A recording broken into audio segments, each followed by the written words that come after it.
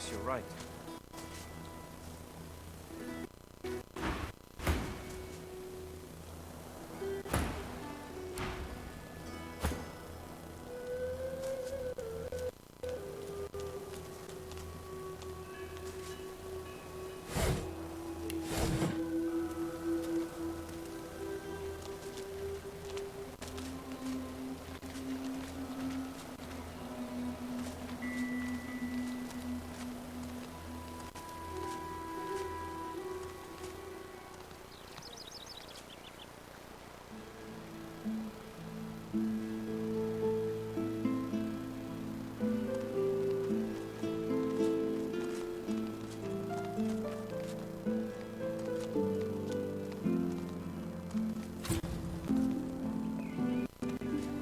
This town doesn't look much equipped to entertain a noble woman like myself.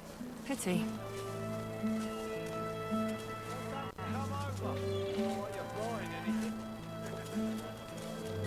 I don't come visit your ton. Who will? My word, but you do look exhausted. I bet you could use a touch of magic. Have at it. Got yourself situated. I'm all right, as long as I don't think about it too much. You're safe among friends. Never forget it.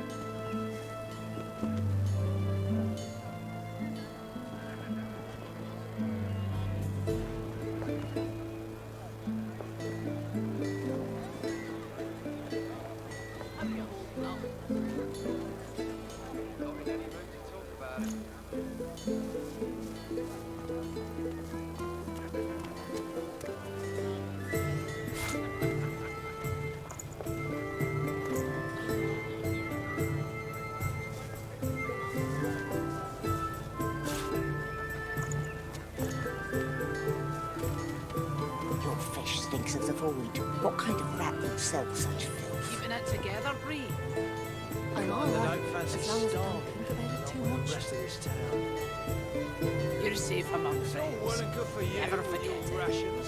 We've got to take what we can get. Keep talking, dwarf, and you'll end up eating sawdust from a cell floor.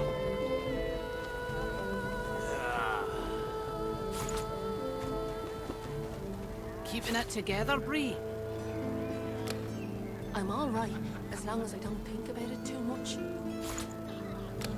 You're safe among friends. Never forget it.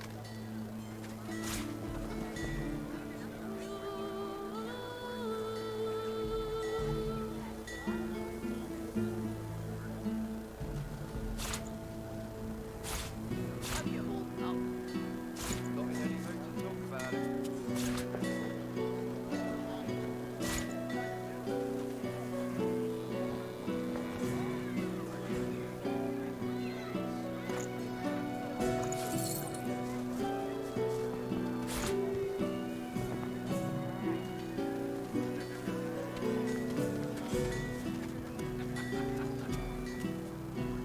Keeping it together, Bree. I'm all right, as long as I don't think about it too much. You're safe among friends. Never forget it.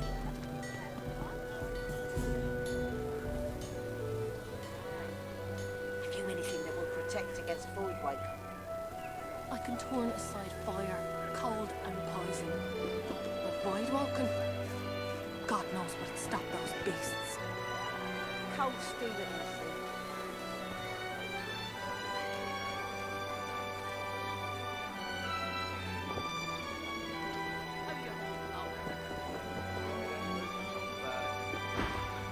Yep.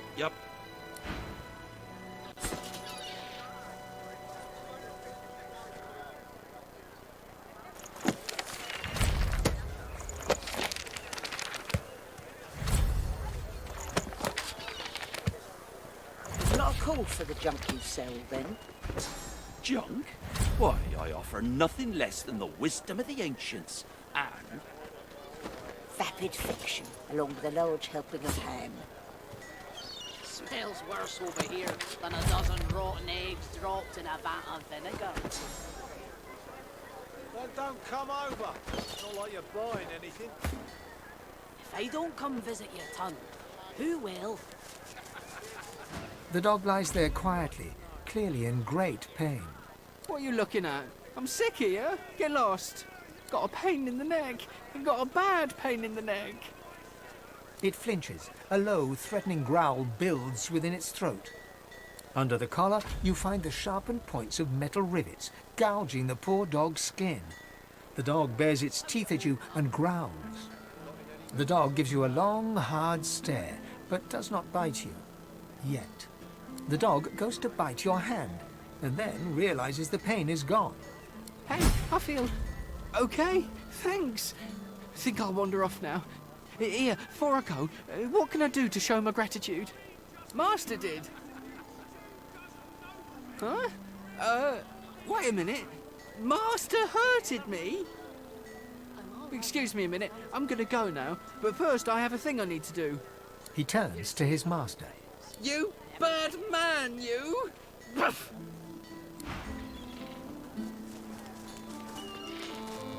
Wars are brewing, my friend, and we may find ourselves on different sides, in which case prices will go up.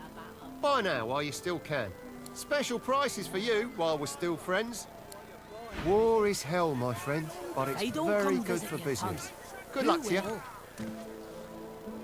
Wouldn't you like to know?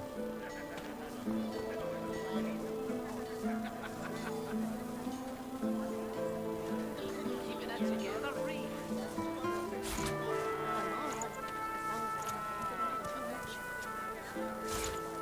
You're safe among friends. Never forget it.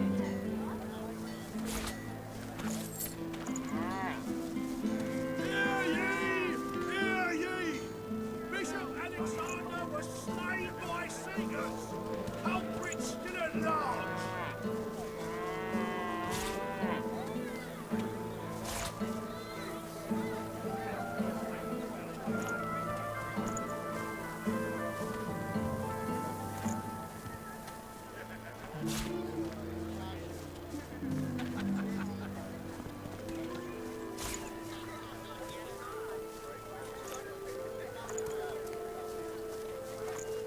Hear ye! Hear ye! Queen Justinia executes 24 noblemen for Smells worse over here than a dozen rotten eggs dropped in a vat of vinegar. Don't come over. Not like you're buying anything. If I don't come visit your ton, who will? Wouldn't you like to know?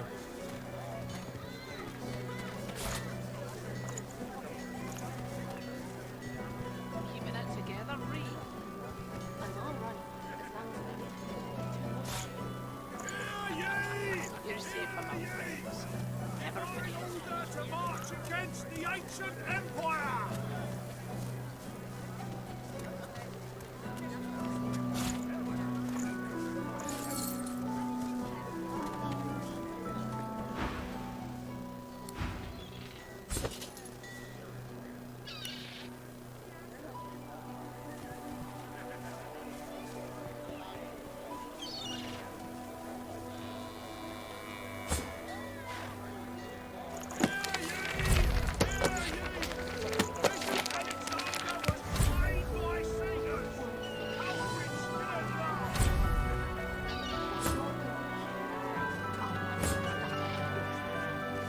Smells worse over here than a dozen rotten eggs dropped in a vat of vinegar. Don't come over. Not like you're buying anything. If I don't come visit your ton, who will? Wouldn't you like to know? Penny for a grieving beggar whose dog ran away. God damn it. That was my livelihood. Penny for a grieving beggar? I reckon I'm owed it here. You wouldn't do that, would you?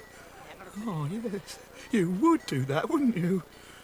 I couldn't prevail upon you to change your mind, could I? He gives you a cool look, then rummages in his pocket. He counts the money out and hands it over. That's your lot. Go on then.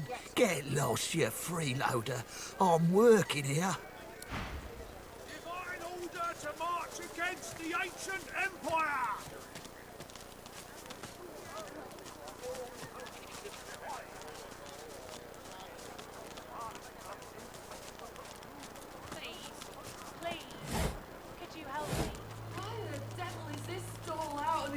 Lucian!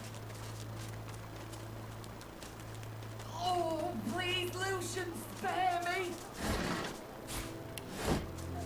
What was in that blasted stew?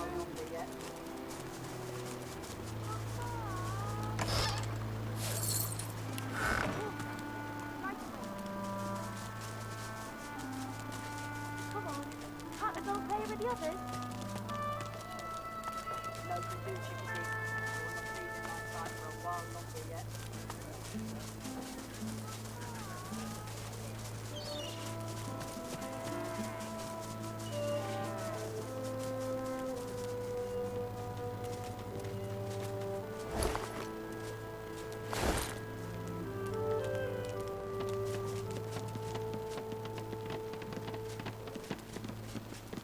The Meister sits slumped in a chair, looking around the room as she works her shoulder with one hand.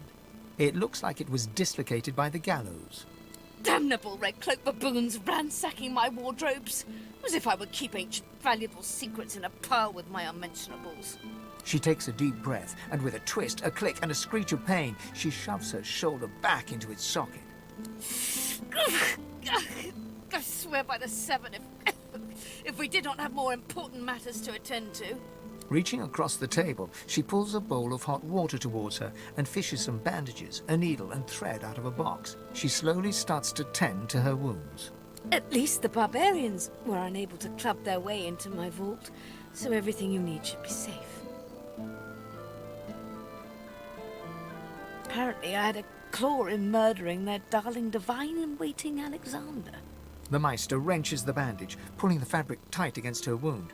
She winces before tying it off in a neat knot, but you can see the red stain already spreading across the fabric. Never mind that. That I was here the entire time. Apparently my cunning transcends time, space, and common sense. Meister Siva freezes, her eyes locked on you, her claws mid-swipe, cutting a new stretch of bandage. Why on earth should I have thought anything else? Not that I was sorry to hear about his death. I doubt my grin helped matters during the interrogation. Enthusiasm? On a weekday? My word. We shall begin once we have the tools we need from my vault. You may have been chosen God-woken, but becoming divine requires more than a supernatural pat on the head. Come, God-woken. It is time to see just how awake you are. Fortunately, the Magisters pay as much attention to art as they do to fashion. Kindly remove that painting from the wall.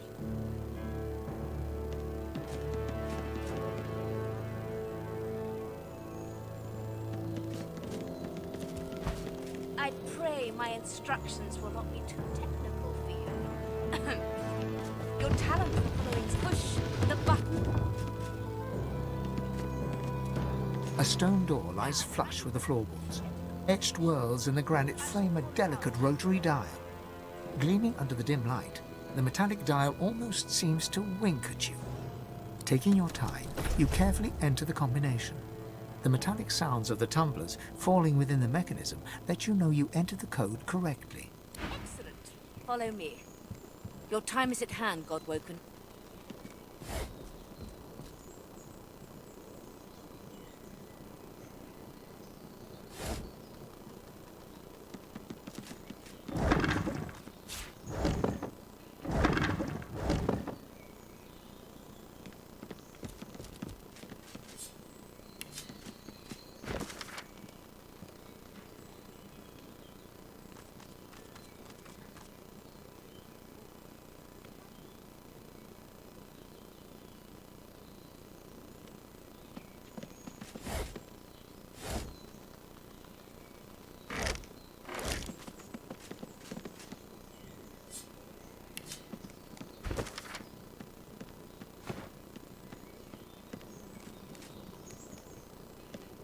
Now is not the time for a bath.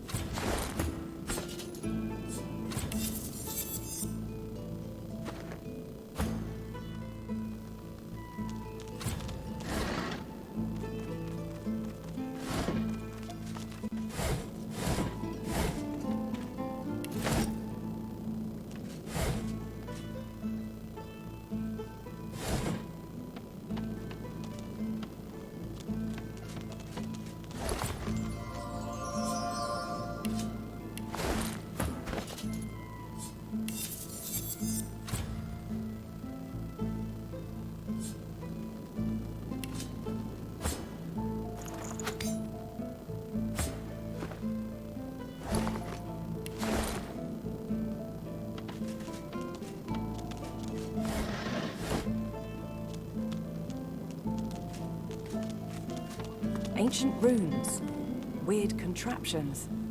This place is an arcanist's dream.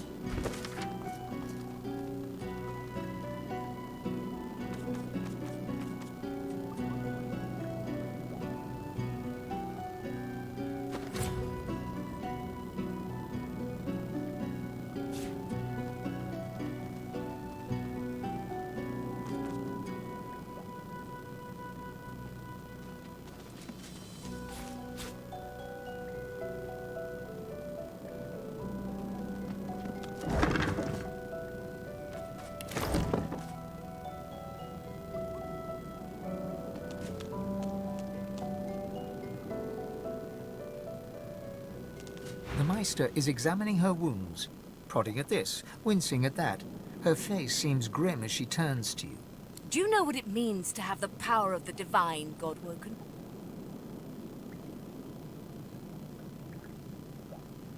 Just so. To accept divinity is to accept responsibility for the lives of every person and beast that walks Rivellon. If granted divinity, you would have the power of all 7 gods at your disposal. You could heal any wound, pull islands from the sea, right any injustice. But make no mistake, the Divine has only one duty: to protect this world from the Void. The Divine cannot use her power for anything else. Very well, then. Let's see if we can't snatch divinity from the jaws of the Void. The ritual itself is quite simple. Drop some blackroot in the bowl, mix in a little blood, set the concoction aflame, and then inhale the smoke. Ignore any feelings of dizziness, burning in your lungs, or a dire sense of existential dread. They're all perfectly normal, although you will need to sacrifice a little sauce along the way. Everything you need is here. Ingredients in the cupboard, sauce in the glowing fountain, ritual in the tome by the bookcase, even an incinerator to provide a flame. The Meister looks back at her wounds, curiously prodding them as fresh blood oozes out, staining her claws. Quite. Mind you, being torn asunder by a Voidwoken would be even more inconvenient. So if you wouldn't mind... The Meister points sharply to the ingredients cupboard. And do not lose anything! These ingredients are rare indeed. I'm not hiking back out to the Cloisterwood to fetch you more blackroot. Opening the door, you see a selection of ingredients, thrown together in no particular order.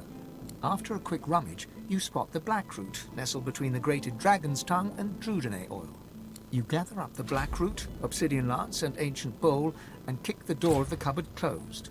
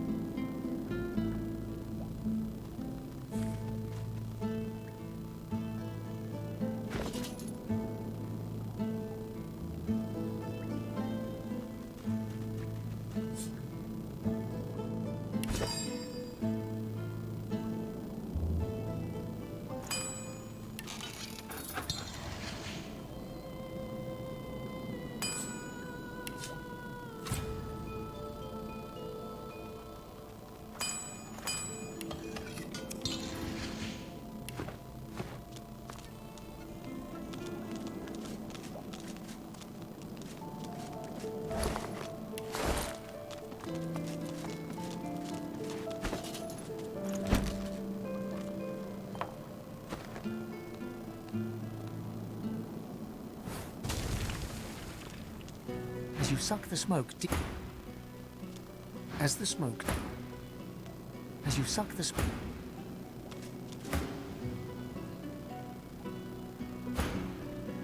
As you suck the smoke deep into your lungs, your vision starts to swim and cloud.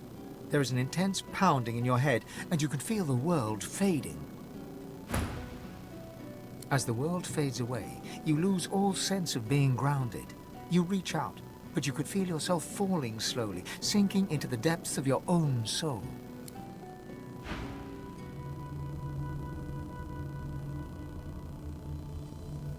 Deepest recess of my soul.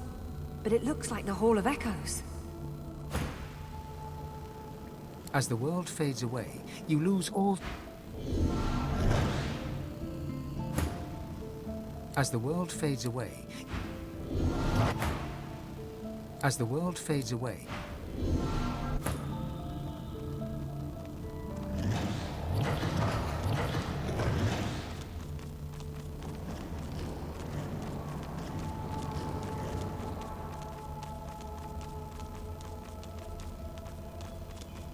Bathed in the half-light of these starless barrens, you spot a figure you could only describe as a second self. It looks haggard and weak, its very voice but a feeble echo of your own. My chosen, come closer, so that you may see me as I truly am. Look me in the eyes. The apparition clasps your face in its shaking hands. You suddenly feel your eyes tingle. Everything becomes brighter, sharper. Blacks and whites become glorious bursts of color, then fade back into their accustomed spectrum. Blind eyes, shine brightly. Speak the spell, and see.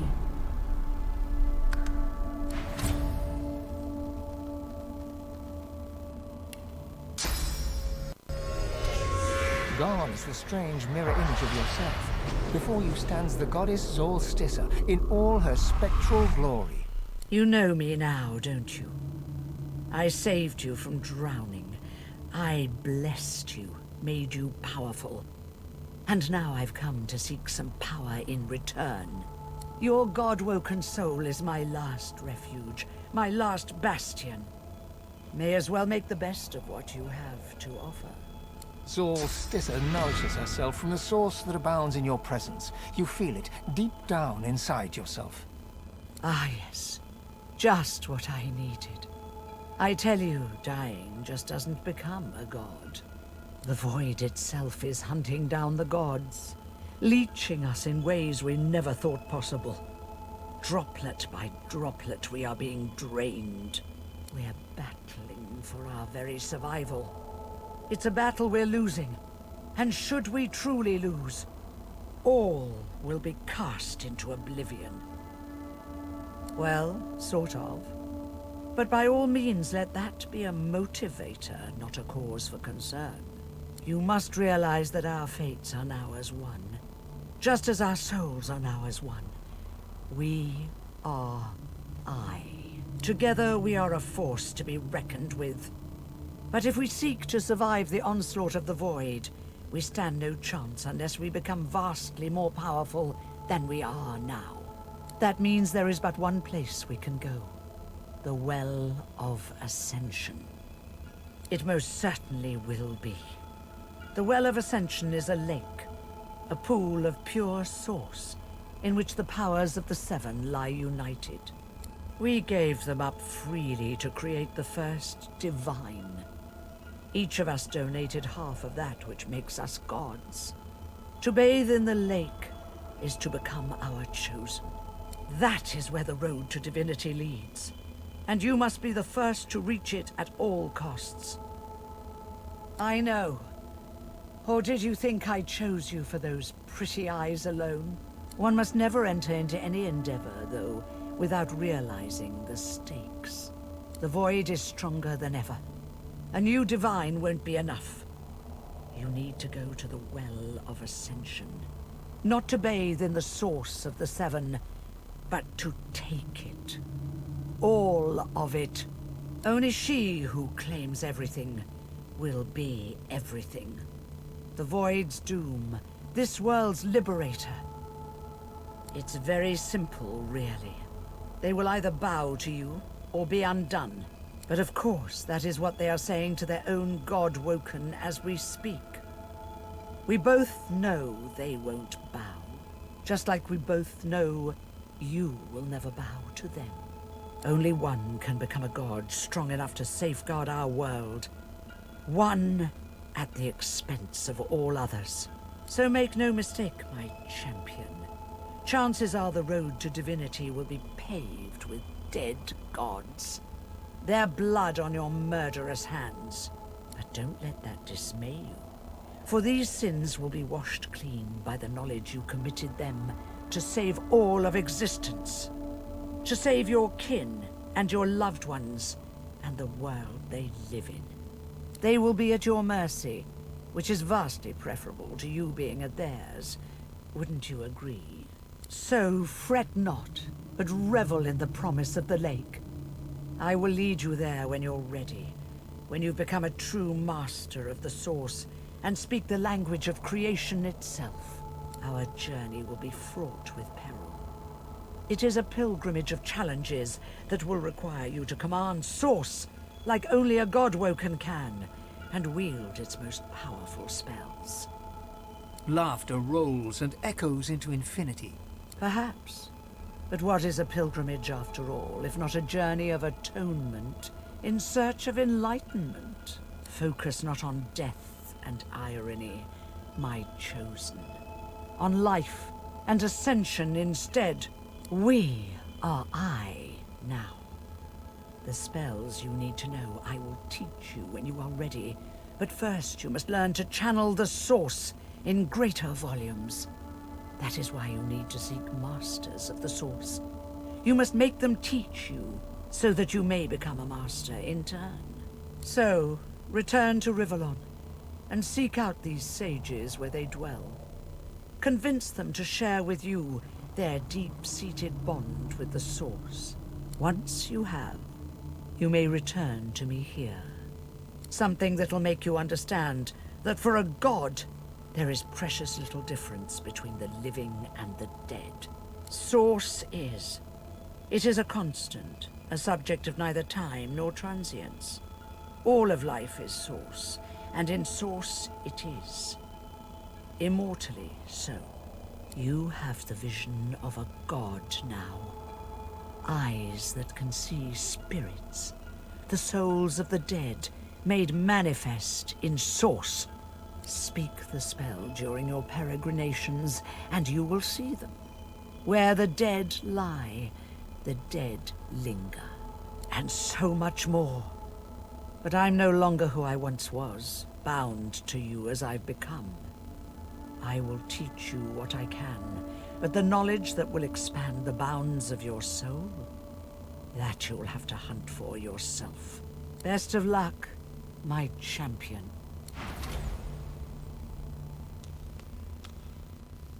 The Meister stares intently at you.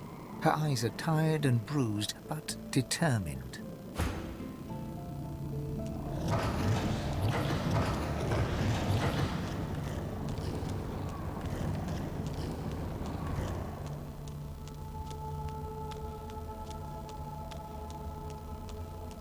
Bathed in the half-light of this eerie, starless landscape, you spot a figure you could only describe as you. Another you. It looks haggard and weak. It's my child. Come. My child. It is time. The apparition clasps your face in shaking, skeletal hands, and you feel time to open the eyes you lost so long ago. Speak the spell and see. Gone is the strange mirror image of yourself. Before you stands the goddess Amadia in all her spectral glory. You know me now, don't you, child? I saved you when the ship went down. I blessed you, made you powerful, and now I've come to seek some power in return. Your God-woken soul is my last refuge, my last bastion. And now you have brought me a gift. Amadia stretches out and nourishes herself from the source that abounds in your presence. You feel it deep down inside yourself as it drains away. Ah, yes. That is better. That is so much better. Truly, dying does not become a god. The void itself is hunting down the gods, leeching us in ways we never thought possible. Droplet by droplet, we are being drained. We are battling for our very survival, and we are losing. Should we truly perish, all will be cast into oblivion. In a manner of speaking. But let that be a motivator, not a cause for concern. You must realize, dear one, that our fates are now as one, just as our souls are now as one. We are I. Together we are a force to be reckoned with. But if we seek to survive the onslaught of the void, we stand no chance unless we become vastly more powerful than we are now. And once you are strong enough, we must travel to the Well of Ascension. There, you will become even more powerful. It is a lake, a pool of pure source, containing half the powers of each of the gods. We gave those powers up freely to create the first divine. To bathe in the lake is to become the divine.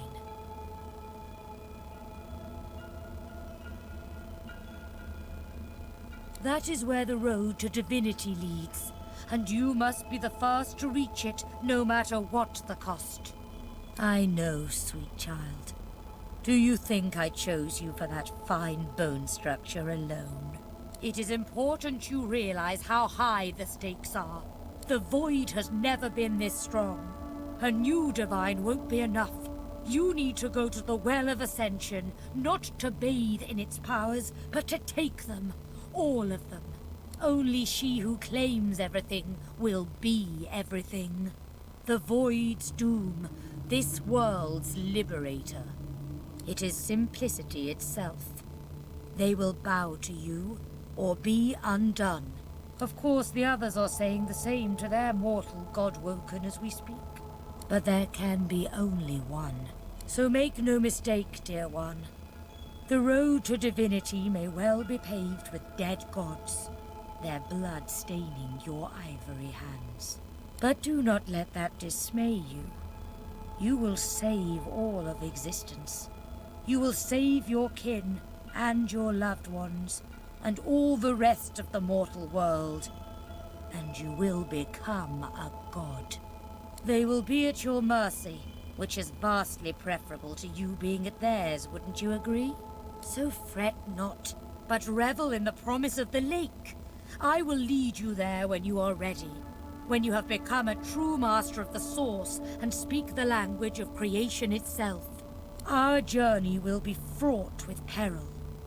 It is a pilgrimage of challenges that will require you to command Source as only a God-woken can, and wield its most powerful spells.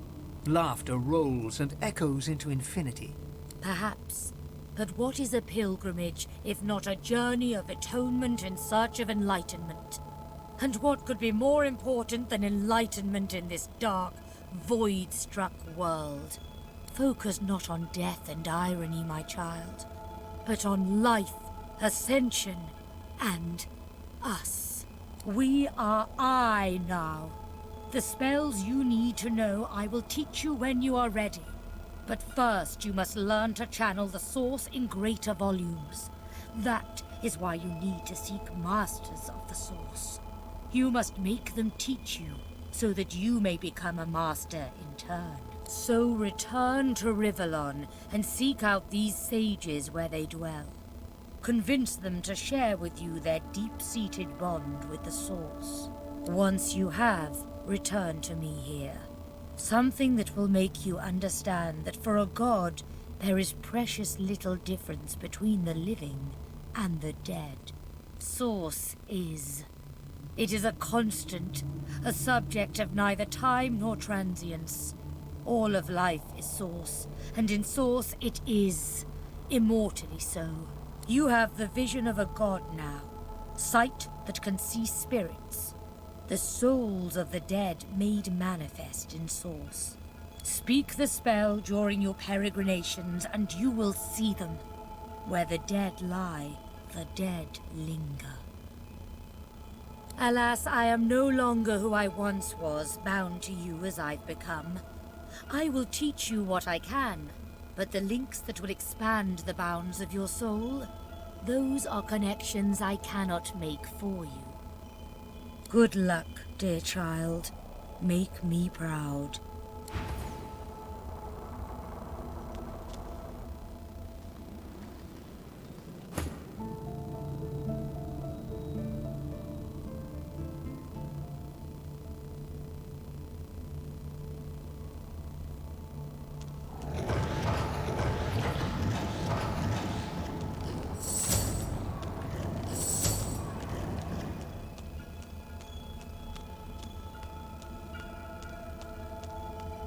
Bathed in the half-light of these starless barrens, you spot a figure you could only describe as a second self.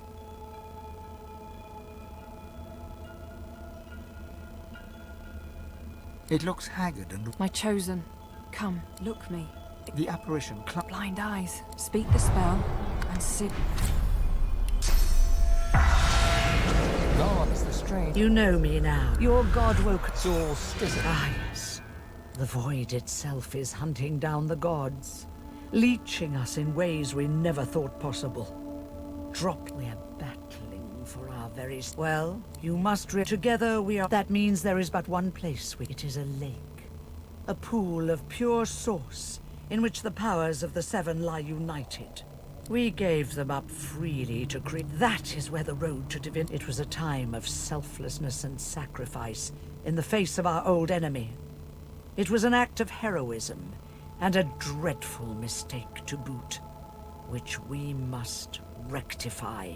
The void is stronger. Only she who claims everything. It's very... But of course, only one. So make no... But don't let that They will be at your... So our journey will be fraught. Laughter. Perhaps. Focus not... We. So, once you have. Best of luck.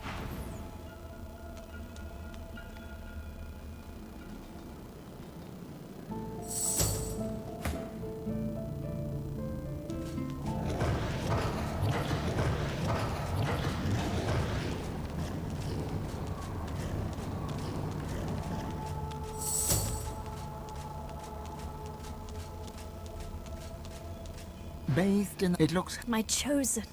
Look me. The apparition. Blind eyes. Speak spell. God's the... You know me now. Your god woke... It's all still. Eyes. The void itself battling for... Well, you must... Together with... That means there is but one place we can go. The well. It most certainly... We gave them... That is where the road to divinity leads.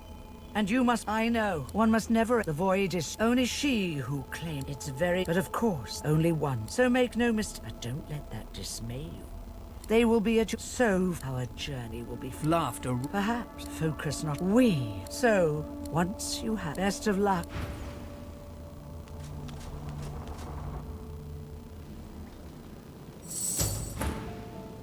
Still alive? Gods above, there might be something to you after all. She leans in, her bloody tongue flickering hungrily about your face. Tell me, what did you see? What you know? She sighs impatiently as you hack up the last of the green smoke. You can't channel enough sauce? Gods be damned, why couldn't you have a nice simple problem? Finding an orc to dance the hornpipe, perhaps? I know exactly what must be done. You must find a master of sauce. And I could have helped you once, but no longer. The purging which the Magisters included as part of their service was quite efficient. They stripped me of my sauce. Not enough to silence me, but enough that I would not turn their insides to lime. Enough to sever my link to the font from which all source flows, and certainly enough that I cannot train you. So we must seek alternatives. Alas, the only source masters not yet hauled off to Fort Joy or turned into meat puppets are those too dangerous or cunning for the Magisters to contain. Sorcerers that allowed their power to corrupt them. Many are wicked, cruel, vile, and generally not good teacher material, but we may have no others to turn to. You will not be there long, I assure you. There is only so much you can glean from a twisted mind. However, it is the path we walk, no matter what the cost. No matter what is asked of you. The Meister doubles over in a violent coughing fit, struggling for breath. After a few moments, she regains her composure, wiping a thin smear of blood from the corner of her mouth. No matter what is asked of you, you must learn from them. And you do not seem to be paying attention. Sorcerers, evil, controlling your source, saving Rivellon, please. Please tell me at least some of this rings a bell. Your focus, your only focus, must be on finding these masters, on finding the secrets to divinity. Nothing else matters. The Magisters have kept ledgers with all known sorcerers, especially the powerful ones not yet captured.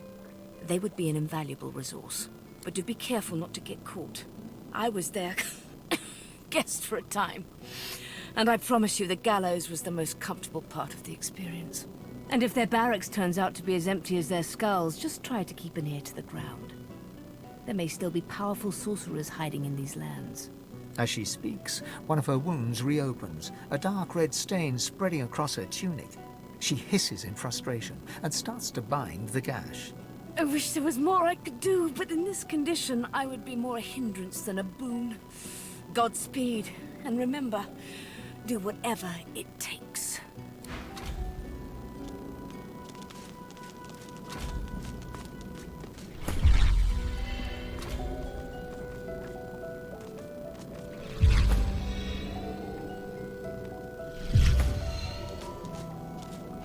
Another giant speaks, Quercus. No, never!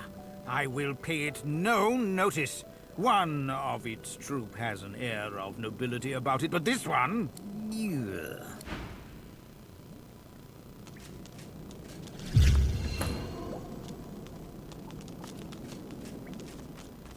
Quercus, what are you looking at? Egad, stop gawking at the shield. You ought to be quite used to such journeys into that stone realm by now. Meanwhile, the acorn draws nearer. I read through some tomes I saw that cranky old lizard carrying. Some fascinating leads, but nothing like the power we need to stop the Knights of Dre and their wicked plot.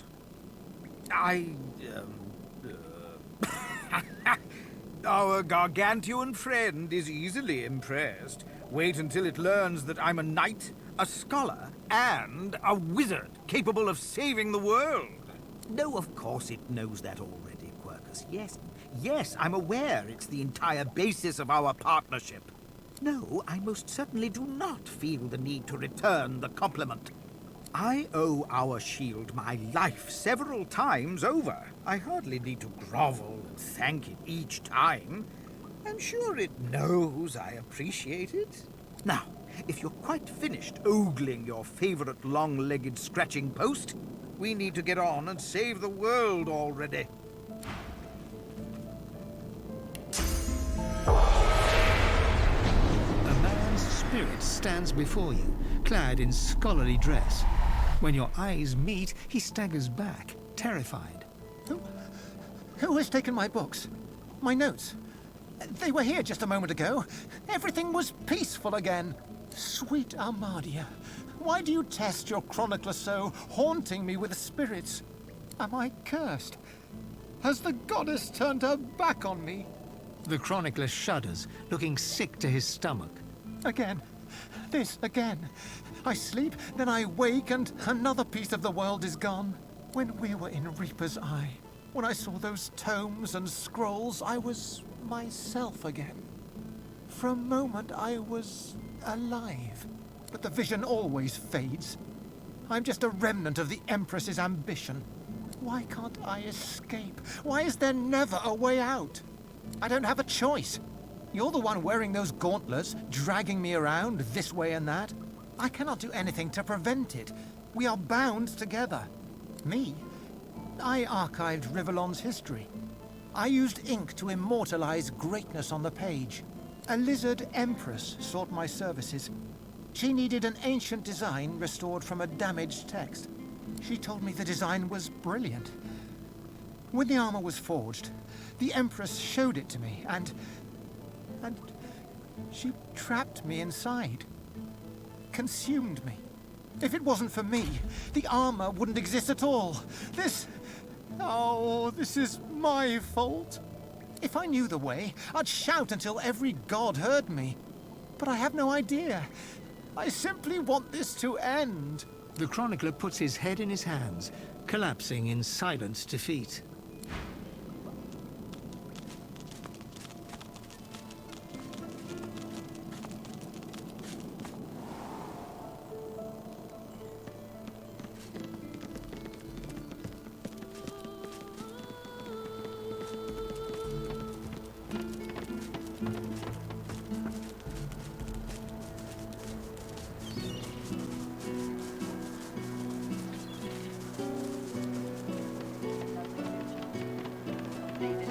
For a while longer yet. The Magister startles, realizing there's a stranger in his midst. What do you want, lizard? You can't just come in here as you please. There's Manchesters missing. I'm trying to conduct a bloody investigation. Good to hear someone cares about our missing uniforms. If we don't find the culprit soon, I fear we'll lose another good recruit. Yes, a vile little tinkerer goes by the name of Higba. 3 of my Magisters have gone missing of late, from right here in Driftwood. All signs are that Higba is responsible. The fiend's greed gave him away. He was peddling items that belonged to those missing from our ranks. He saw my men before they could seize him and fled. Hardly. By all accounts, he seemed like just another money-grubbing nobody. He must have caught my Magisters unawares. It's the only explanation. No matter, he'll face justice either way. If you catch sight of that dog, tell me or my men at once. Understand? There might even be a reward in it for you.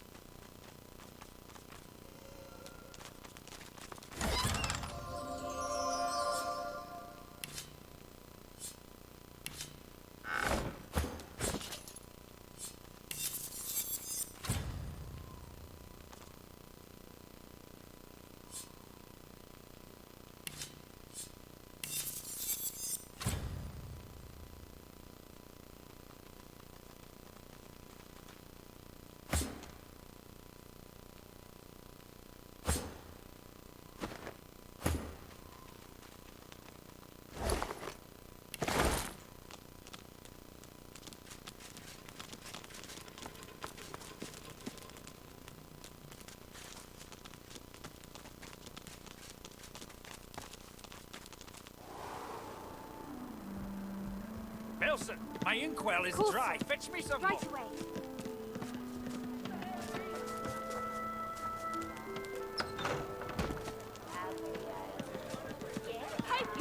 The Magister's caging anyone up that looks at them funny. The spirit of a Magister stares dumbly at her translucent hand, the fingers of which have been sheared off. My ring! Where's my ring? The spirit pivots her wrist, staring at the fingerless hand, utterly, morbidly entranced. I should have been more careful. She hacked at my sword hand first. I couldn't defend myself. The spirit stares, absorbing your question. Finally, she points her fingerless hand towards the kitchen. The spirit's lips part, trying to form an answer, but it doesn't come. She forlornly stares at you, unable to find the words. The spirit looks at you with the smallest flicker of realization. I was still alive when she started cutting pieces off me. She wanted me to feel it. All of it. The spirit inclines her head towards the kitchen. The spirit ponders your question and seems to shiver. Oh, in many places. I feel my body in 100 moving graves, warm and wet. Taken too early. All hope destroyed.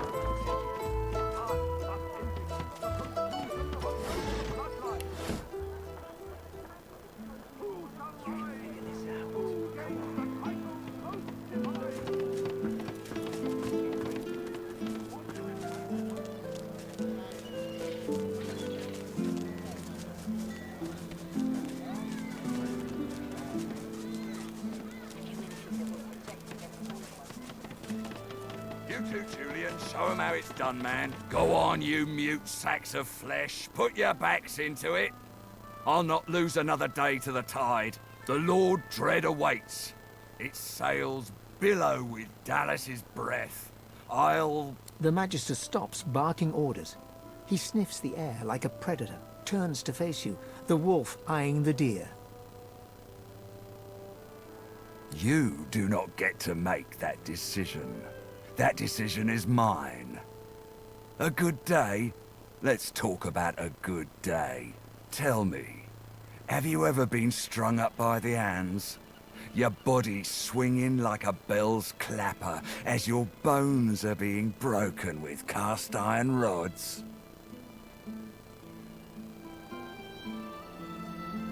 Respect. Try rancor. He licks his lips. Dry flesh turns wet. See, I'd like to string you up too. Rack you with rods and leave you dangling over a puddle of your own blood and piss. My favorite one. I'm very good at what I do, see? I don't even need a sauce hound yapping at my side. There was a whiff of something in the air when you approached. A current of filth. That is to say, sauce. Best convince me I was mistaken.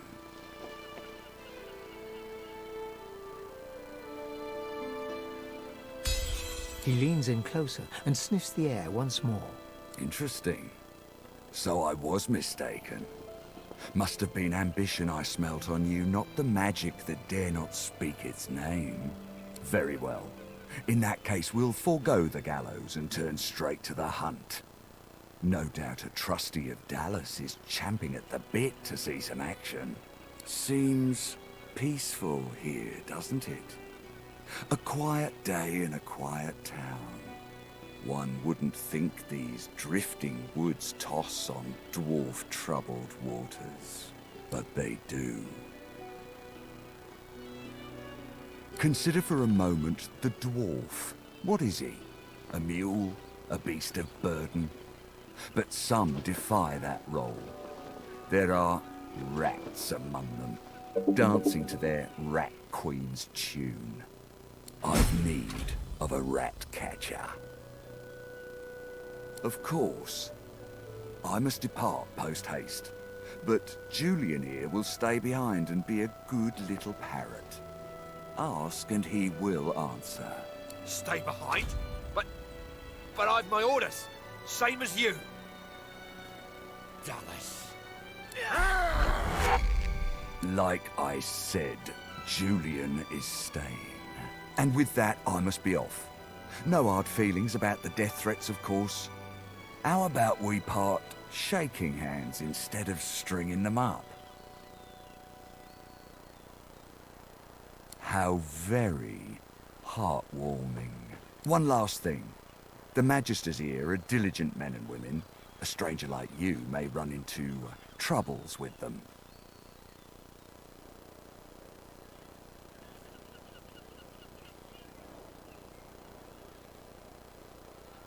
Should this happen, just wave this piece of parchment in their eager little faces. My signature will placate them without fail, I assure you. Adieu and good luck. The Lord Dread awaits. The use of the gallows I pass on to you. The time has come, my stitched-lit lovelies. We set sail. Get on board and man your stations.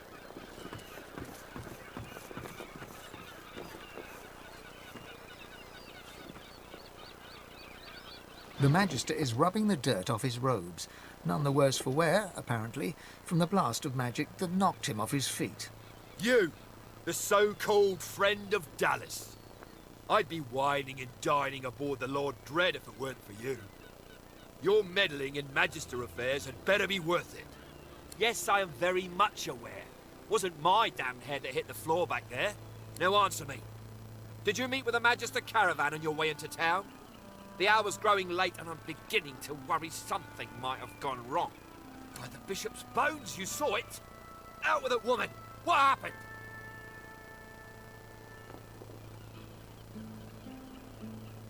Dwarves! Now pox on those beardy devils! Raymond, that old goat, always suspected there's more to the Driftwood dwarves than meets the eye. Hate to admit it, but I think he may be right. Too many things have gone wrong along Reaper's Coast to attribute to bad luck. Magister ships sinking, weapons disappearing, and as you've seen, a caravan attacked and destroyed. Rumour has it the Dwarvian Queen herself is behind these acts of sabotage. That is what I want you to prove. There's a local thug, Lohar. He runs an operation out of his hideout beneath the Black Bull Tavern. I suspect this man of being a spy for his queen. It may be interesting to have a word with him. Find out what he's up to. Where I really want you to ferret around is Reaper's Bluffs, to the west of Driftwood. It's wild territory, remote and hostile, where I believe the dwarves may have set up a base of operations away from prying eyes. Should you find any such place, and better yet, proof that Lohar is working on behalf of Queen Justinia, you will be handsomely rewarded, I assure you. They've always been snakes in the grass. Cheap labour, sure, and hard workers too. Half of them are their queen's spies. Her eyes, her ears, her poison-pouring hands. You know what Queen Justinia is like, surely. A tyrant and a master strategist to boot. In that case, go forth and let the hunt commence!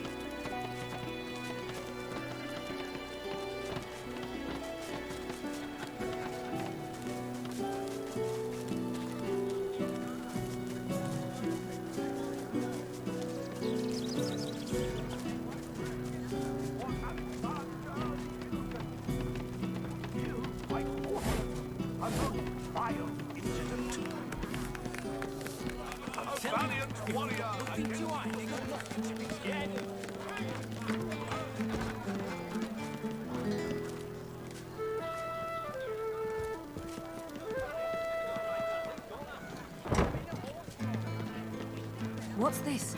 I found something.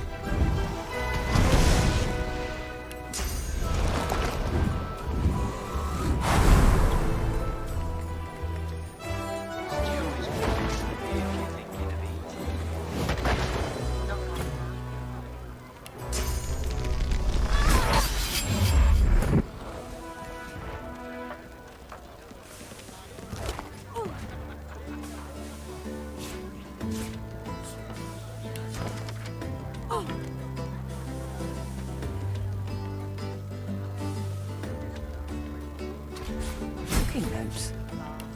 Wait, there's something wrong with this. What's this? I found something. A lifeless elven child is cradled in your arms.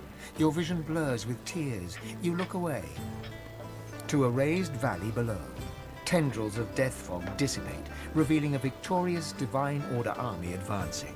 Humans, magisters, murderers. The spirit of Wivlia glares at you with all the venom she can muster.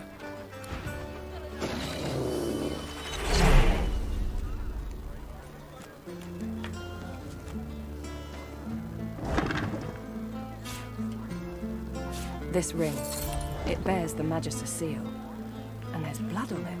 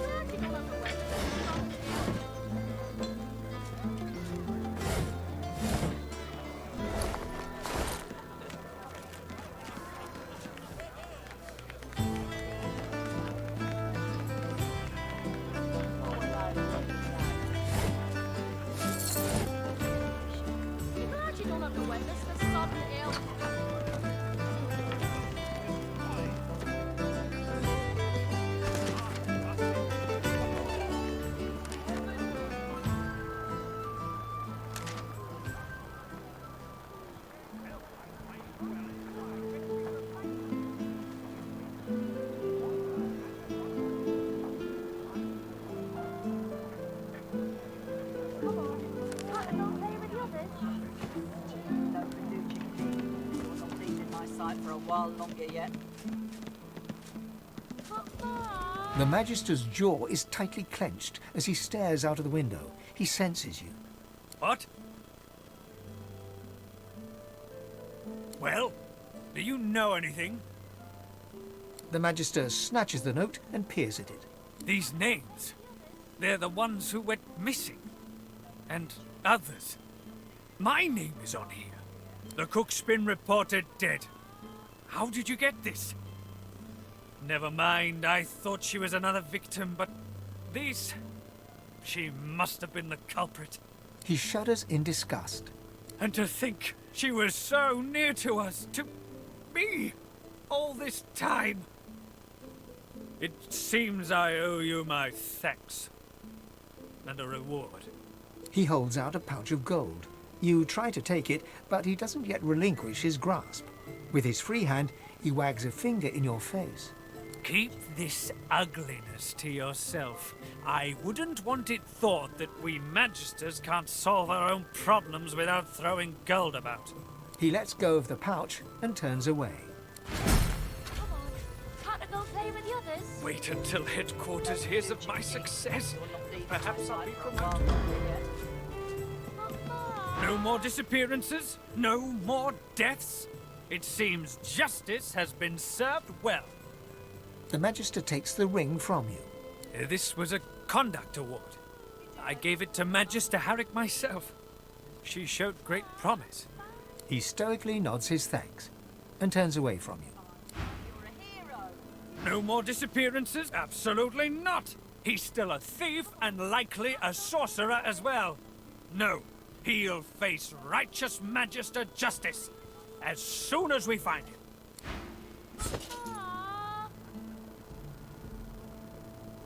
Bellwether, I need those reports, damn it. Right away. Come on. Can't I go play with the others? No can do, chickadee. You're not leaving my sight for a while longer yet.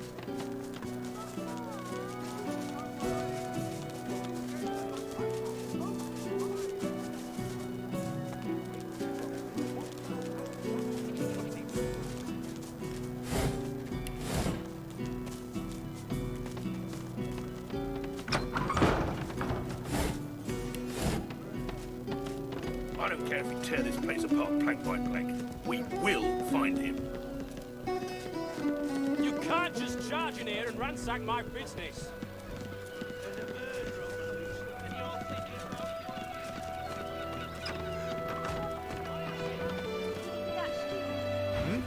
What? You be needing something from me, lass? Ain't much inclined to rub elbows with lizards, if you catch me drift. Ain't no one been standing together since Lucian died. Ain't been no goodwill among your kind, or mine, or anyone else's since the Reds have been in charge. Glad to hear you say it. The day will come we'll overthrow 'em, you mark my words. Until then, I'll practice the art of gutting unspoiled fish. Fugitive. I don't think that's something I should be discussing with strangers. Because I don't intend to end up with me lips stitched together, that's why. No, I shan't be baited. I ain't saying nothing on the topic no more. Gods be buggered fine. I'll tell you all I know. The dwarf leans in and begins whispering conspiratorially. This fella runs along, right, sweating, panicking. Red's racing after him like hunting hounds.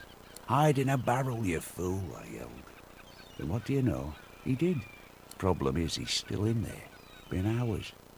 Can't go nowhere, he can't, not with the Reds around.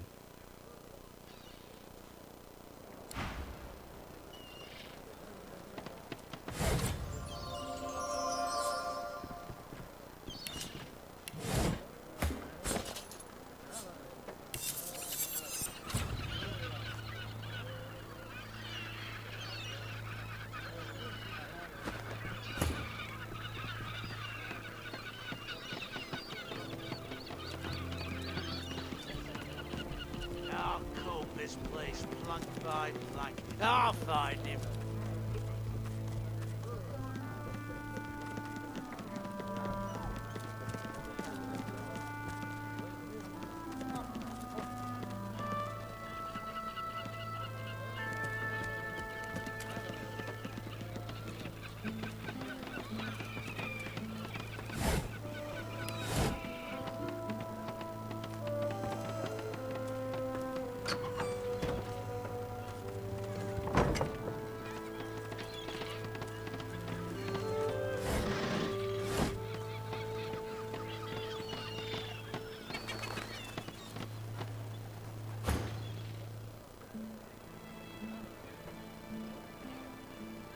We're looking for someone. A sorcerer that's been killing my brothers. Probably a friend of yours. Grey cloak, grey beard, acting suspiciously. Perhaps you've seen him. Blast! Well, if you do see anything odd, report it immediately. There is a foul creature lurking in one of these shadows, and we will find him. A sorcerer. He arrived dressed as a tinkerer, but then Magisters started disappearing. As soon as we asked him about it, he fled. Who knows what he's done with our divine brothers? He was seen with the effects of one of our company. Not only was he behind her disappearance, he brazenly flaunted it in the tavern. We chased him to this factory, but lost him on the docks. Now, I have a patrol to complete. If you see anything, tell me.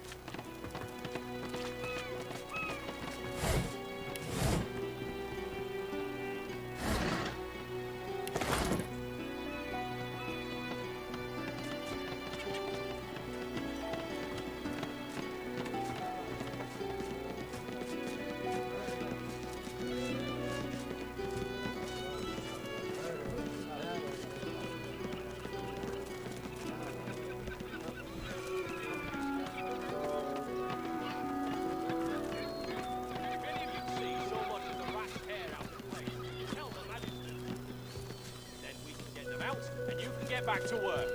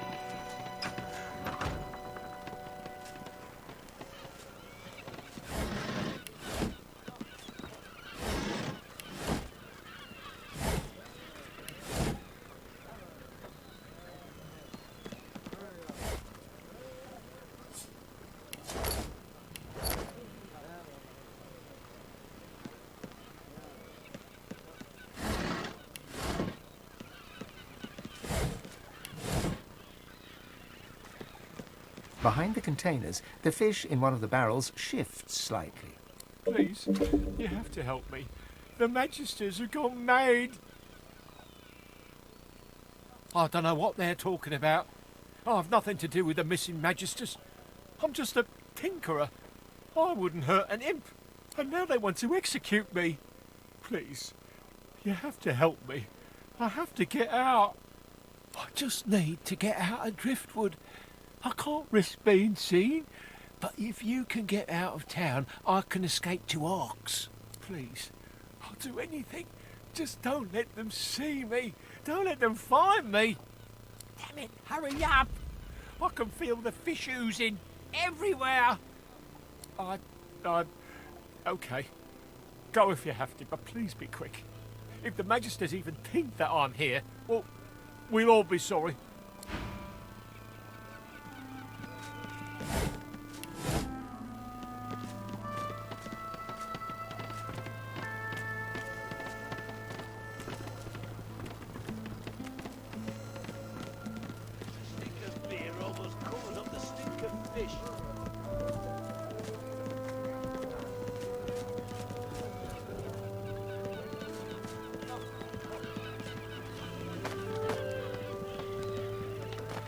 You see a man, well-fed and wealthy, but stress has lined his face and narrowed his waist.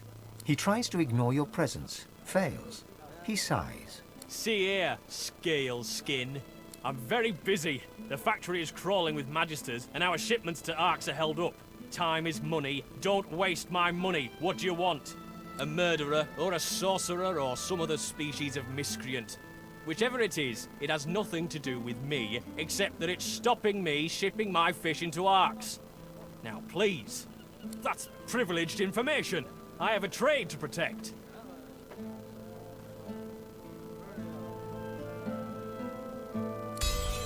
An excellent point. Well made. The answer to your question is, unsurprisingly, a man in a house. A man in a house buys all the void-tainted fish I can send him. That dark shadow crosses his face once more. He shivers. Not that I've ever met the man. Not sure I want to, if I'm honest. When you've been in business as long as I have, you learn not to question these things too closely. Now I'll get back to my work, and I suggest you get back to leaving. Good day. If any of you see so much as a rat's hair out of place, you tell the Magisters. Then we can get them out, and you can get back to work.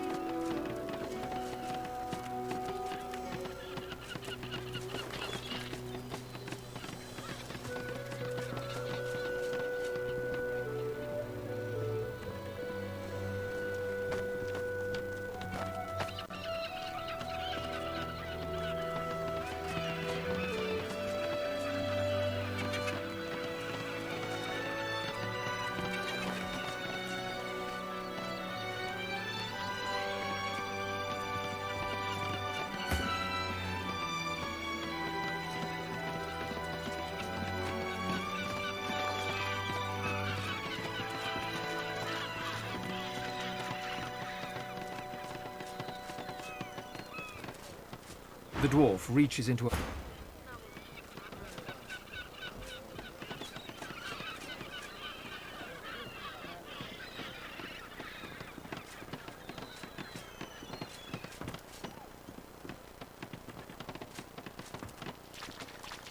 Oh there, lizard.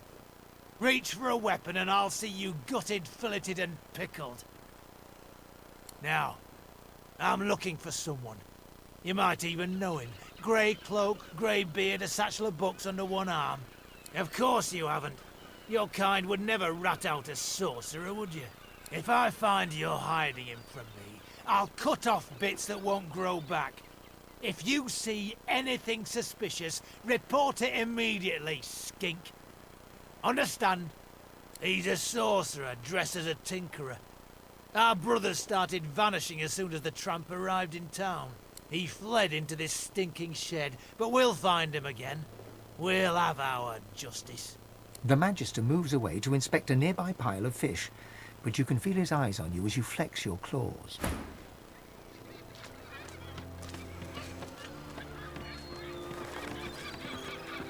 You'd swear the shark was smiling at you.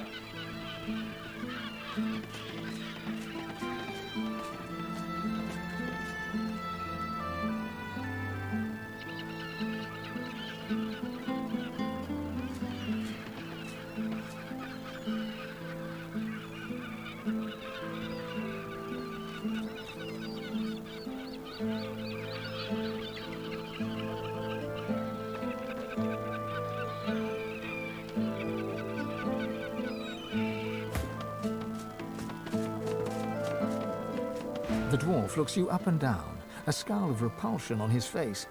He mumbles,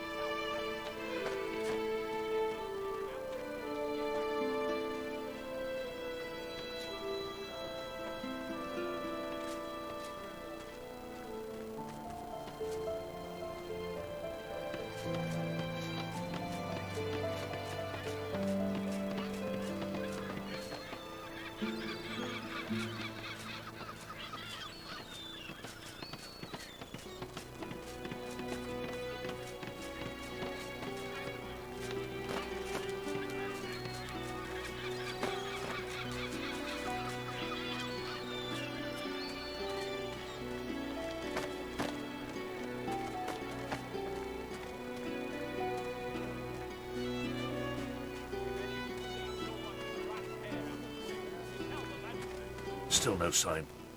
I'll flash the rat out.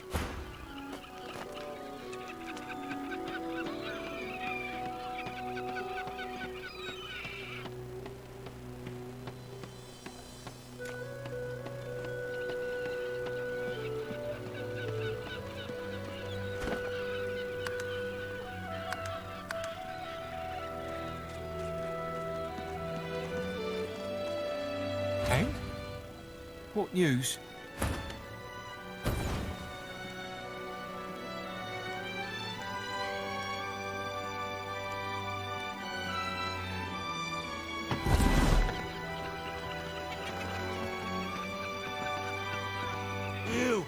You found him!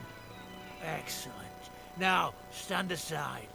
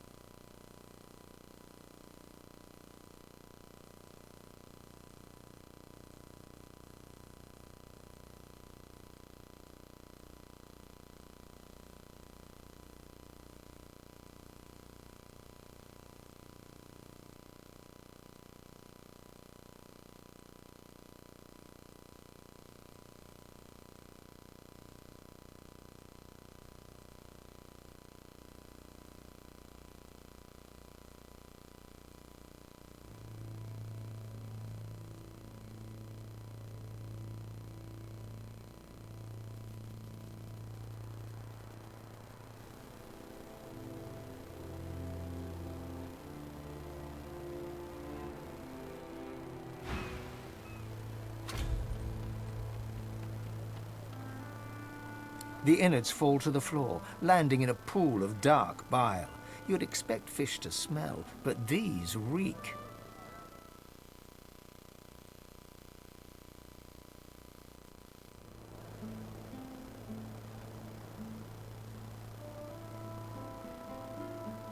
Aye, the coin's sweet, and the smell sure ain't. Mind you, the boss found a buyer for this lot, so my knife stays sharp and my pockets stay full. He runs his knife through another fish and flicks the blade, sending a shower of guts to the ground. I'd say your guess is as good as mine, except I've got the sense not to ask any questions. Now why don't you waft on, Elf? I got work to do. The dwarf turns back to his work, slicing and disemboweling fish after fish, as the blood and black bile mix and swirl around his boots.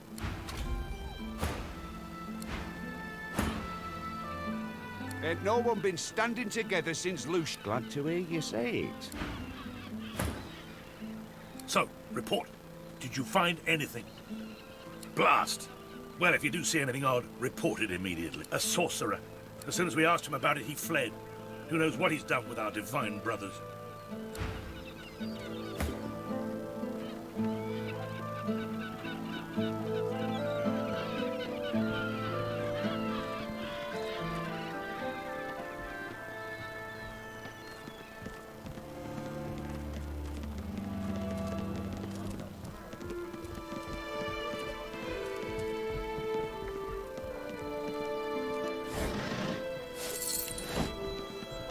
I'll comb this place plank by plank. I'll find him.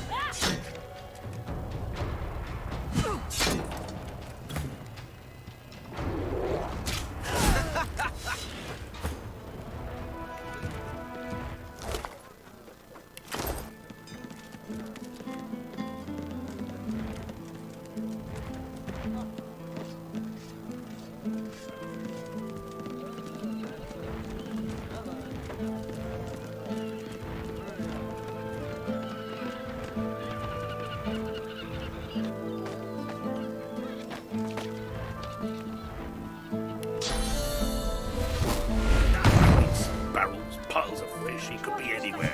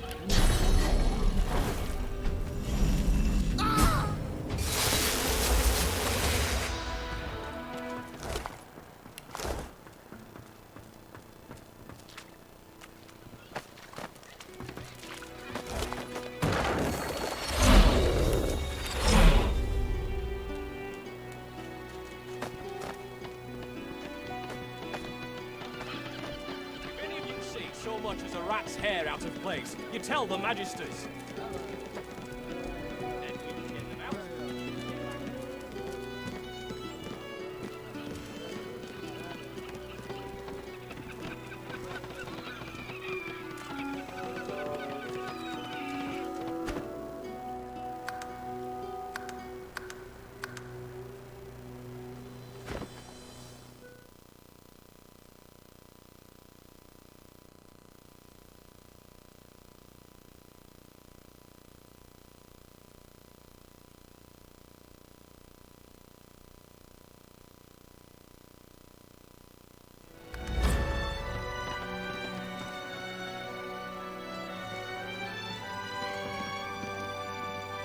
And?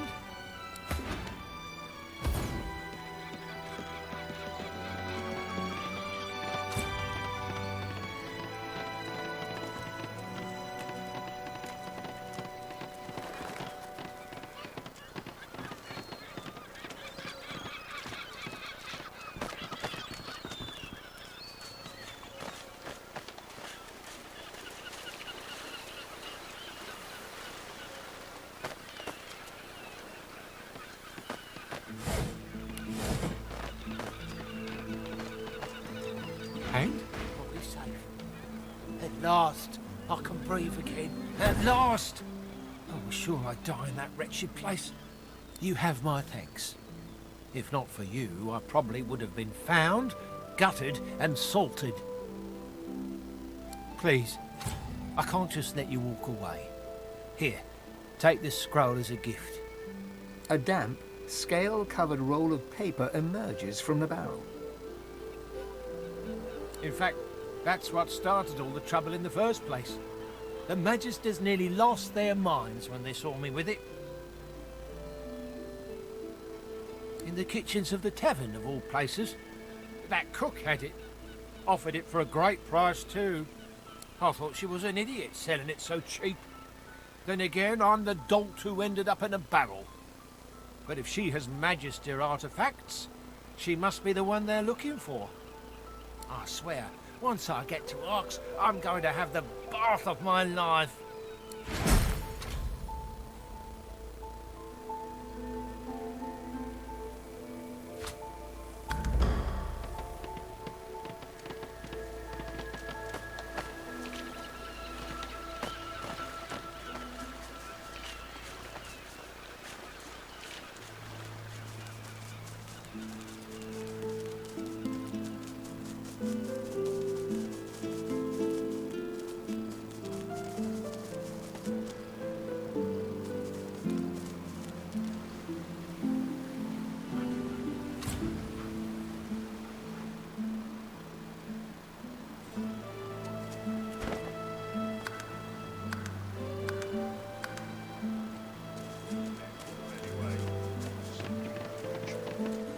Watch it. Halt! The hound smells sauce on you. Plenty of it, by the sound of him.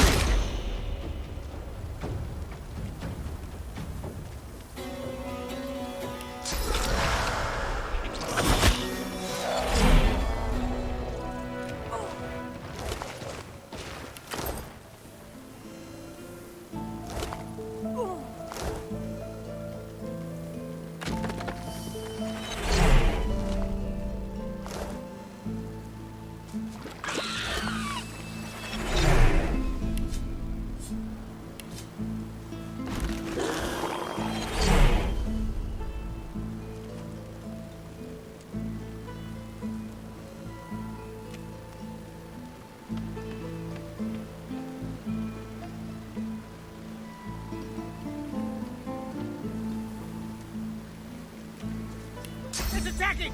Evasive maneuver, Braggers!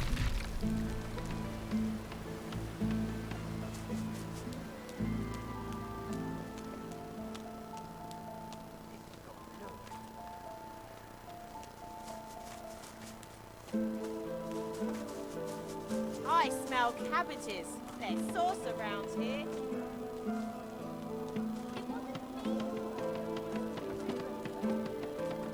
I don't think you know even a smaller good if it bit you on the arse. My friends, for Alexander You're not leaving my sight for a while longer yet.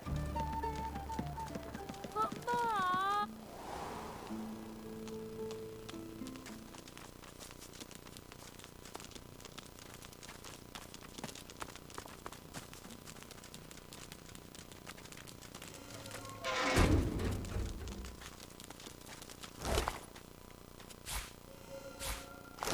The spirit of an emaciated prisoner is staring down at his own corpse. He shakes his head and lets out an exasperated sigh. Of all the stupid ways to go. Oh, it was a stupid bloody accident. I dosed myself with some poison to make it look like I was half dead. I figured they'd take me to see a healer and I'd have a chance to escape. I must have taken too much of the stuff though. Wound up fully dead instead of half dead. Those bastards haven't even moved me body. The spirit scowls at you. I did nothing. Or I didn't do what they accused me of, at least. A miscarriage of justice is what this is. That's putting it bloody lightly. Nobody deserves to rot in a hole like this. Best leave that secret for someone who needs it. You can stroll out of here whenever you like.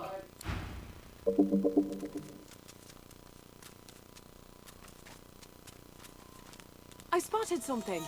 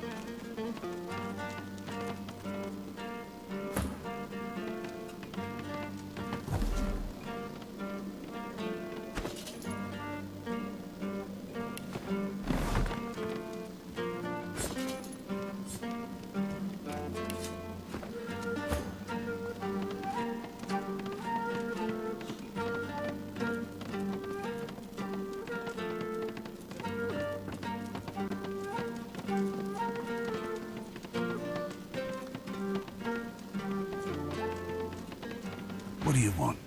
Boss is busy. Good. Boss could use some good news. Listen up. Don't waste his time. These are explosive times. Be respectful. You're really ticking me off, Marla. I brought you up from girl to woman, Marla. Like you was my own. This. He lifts his right arm, showing a white bandage beneath his ribs. A wet red spot shows through. This ain't the thanks I expected. Who sent you? The formidable dwarf slams his fist on the side table. You hear a loud crack. Enough! Do you know they killed Anhart? Do ya? Start talking sense or I'll take that tongue right out of your mouth and fry it for supper. Bart, Cade, get her to talk or bleed her out. She ain't one of mine anymore. His sneer travels from the restrained dwarf to you. And you. You better have a damn good reason for coming here. Brave lass. Waltzing in here now. I hope for your sake you've got good news for me.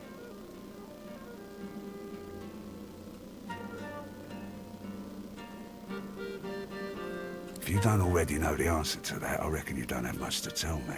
He winces loudly and holds a hand to the bandage on his side. The large red spot in its center has grown larger and wetter. Family dispute. Lucky for me, she caught an old wound. Scar slowed down the knife. So, how'd you make it out of Fort Joy? I've got people. They've got people.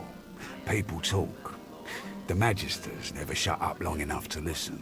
But me, I love a good story. Here's one I heard lately. A group of strangers landed on the beaches outside town. Meister Seaver's people. You one of her little seekers?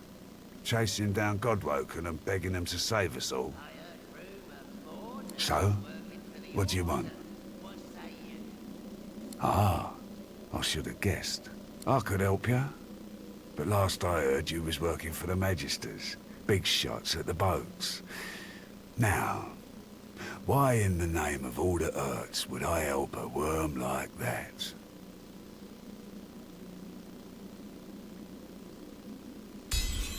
An unpleasant smirk twitches around the corners of his mouth. Right. I reckon I could help you out. Depending on what you can do for me. He gestures towards the bandage across his side. Had a bit of family trouble lately. My girl Marla got it in her head to come after me with a short blade. That ain't like Marla. Ain't like her to pull the silent treatment either. Something's going on. And wouldn't you know it, that blade she used wasn't any normal bit of steel. Belonged to another of my people. Guy's name is Mordus. Bit of a loner, but smart as hell. I sent a few guys to go check on him, see if he knew what had got into Marla, but no one can find him. I'd like a word with the guy. Glad you see it that way. No one's seen him in a good few. I've got some people checking out his house near the tavern now, though. Tell them I sent you, and they'll let you know what they've found. Truth is, they might be glad to see you. Reckon a sorcerer will have better luck finding one of their own. Well, like I said, Mordus is a special guy. A sorcerer, matter of fact. Maybe even one of the ones Seaver's after. If there's something you want to find out from him, you might want to ask before I have my word with him. Here, you can take this off my hands. More suited to your kind, really. Good luck. We ain't gonna keep you around much longer.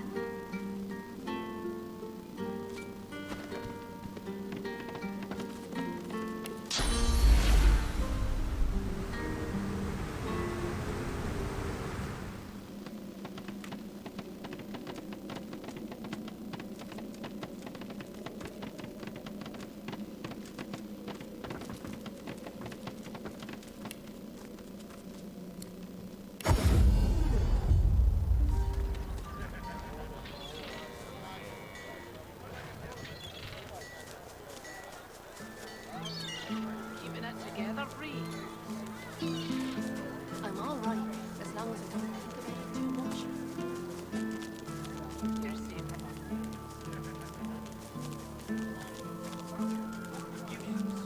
Bloody useless. Take some sorcery in the face, nasty Dallas.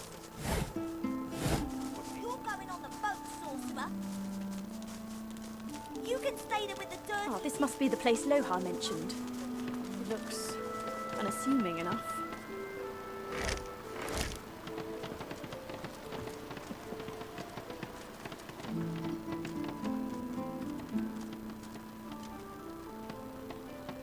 The dwarf is unnaturally still. You might mistake her for a corpse, were it not for a slight twitch of her eyelids. She calmly opens her left eye, then her right. What do you want? The dwarf unfolds her arms and shoots to her feet. All right, lizard. Right, glad Lohar ain't left us here to wither. Those brutes are taking their sweet time down there. I gotta send word soon. Who knows? Anything that gives away what Mordus has been up to. Probably got all sorts of tricks for covering his tracks, but the goons downstairs should sniff out something. That weird priest's been hanging around Lohar for ages. Now he's vanished. Those half-wits below will know more. Get to it then. But tell the lunkheads that Glenn sent you before they bash your brains in.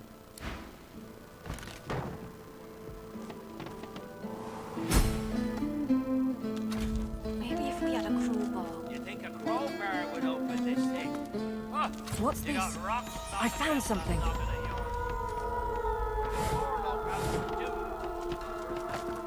by your own hands.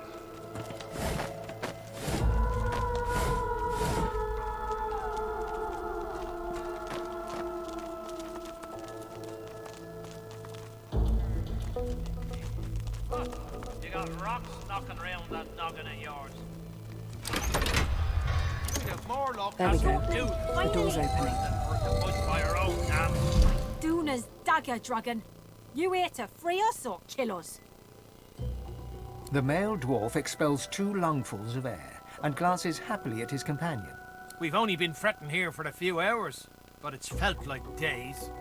That snot-nosed priest's as slippery as a snake in an oil drum. Ain't found nothing that lets on what Mortis is up to. Only thing we managed were to close that door and get us stuck. And if there's another door out there, never could find it. Lohar ain't gonna be pleased. Ain't no telling where that priest has gone to. Started acting all funny not so long ago, then flew the coop. Well, at first, he was just buddying around with Lohar and the rest, you know. But then he'd start looking all sickly and run off for a day or two. Then some stranger tried taking old Lohar down, but got himself caught and tied up. Ain't no coincidence Mortis went hanging around then. She taps a finger against her forehead. A woman knows things. Nothing's getting past me. Best we head off then. We've got business to attend to.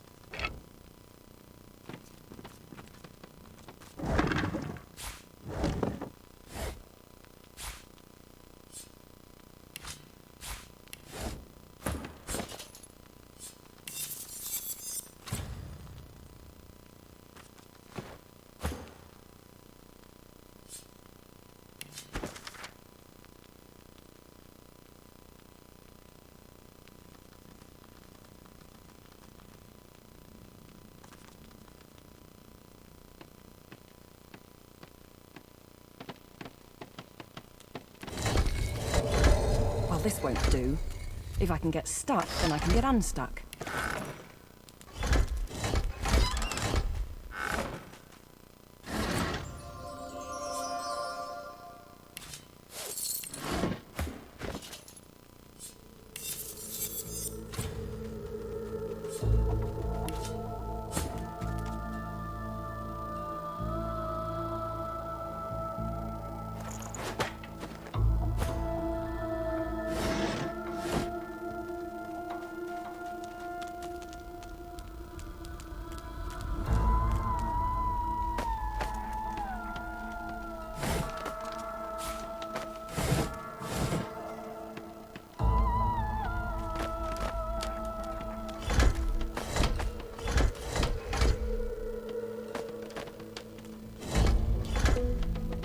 The shrine depicts Duna, yet has clearly seen better days.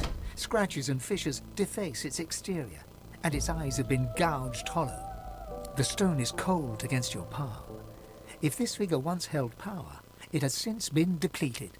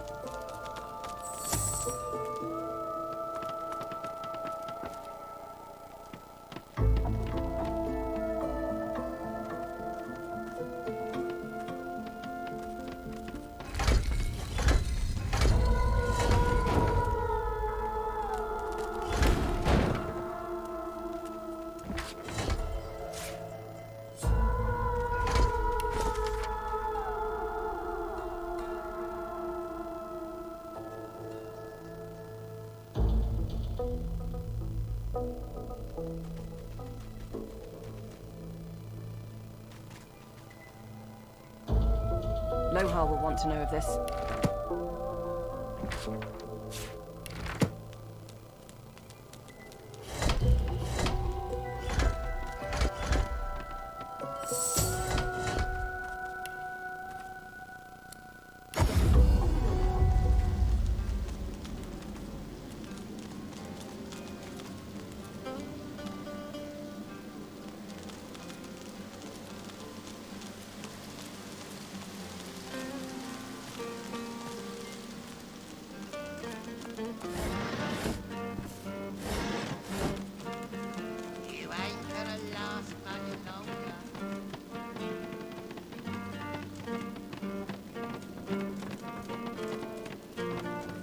better get out there before Maldus makes it all the way past Arks. I asked you for a man, not a note. He takes the letter from your hands and reads it quickly, face hardening with anger as he reaches the end. Bloody goddamn spit-sucking weasel! This is bad. Not just for me and mine. Not just for you and yours. This is bad. For everyone. Hell if I know, but it don't sound good. Seems as though Mordus wasn't mine after all.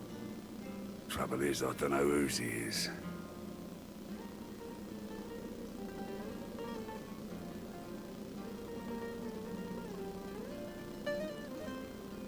Of course. That's why I haven't heard from the cave. Sabotage. Listen up, I need your help. We all do. Maldus has his hands on something dangerous. Something I was trying to protect us from. Not just my folks. The whole damn realm. Look, me and mine, we move classified cargo. Take it right off Magister ships and put it into the hands of those that will use it rightly. Trouble is, we came across something no one ought to have. Not the Magisters, not my folks, not the gods themselves. I ordered it to be destroyed. I guess Maldus, whoever he's working for, wants it for themselves. That can't happen. Easy enough to say, innit? But between the Voidwoken and the Order, we've got ourselves one hell of an orgy to unscrew. Bound to be a mess, isn't there? My people had an operation up in the caves outside town. Good access to red ships and plenty of privacy, too. Haven't heard from them in a couple of days now. I thought maybe we'd lost the messengers to Voidwoken in the hills, but now I think it's worse than I thought. I bet my lucky left foot Maldus is in the cave. You've got to get to him before he gets his hands on that cargo. Pray to whoever you pray to that it ain't too late. Finally, someone with a little sense around here. Give me your map. I'll show you where we were operating, where I think Mordus will be. I don't want to know what'll happen if he gets what he's after.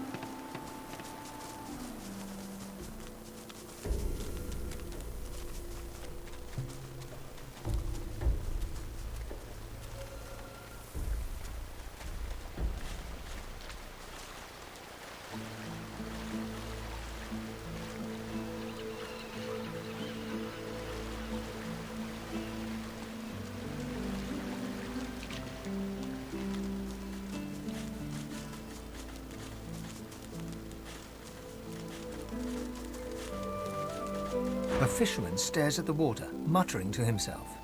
The missus will kill me. She'll tear me a new mouth halfway down my neck. You see nothing. I've gone and thrown my wedding ring in the water. I was casting a line and I cast me bloody wedding ring instead. Guess my fingers aren't as fat as they used to be.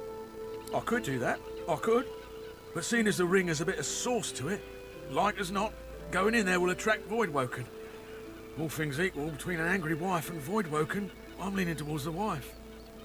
Just a hint, nothing that concerned a Magister, made me feel that little bit more confident in myself. Maybe it was all in my head, but I felt like the ring made me more attractive to the women. Oh, can you go in the water? I wasn't aware you fellas were ambidextrous. Well, if you fancy a paddle, you can go right ahead.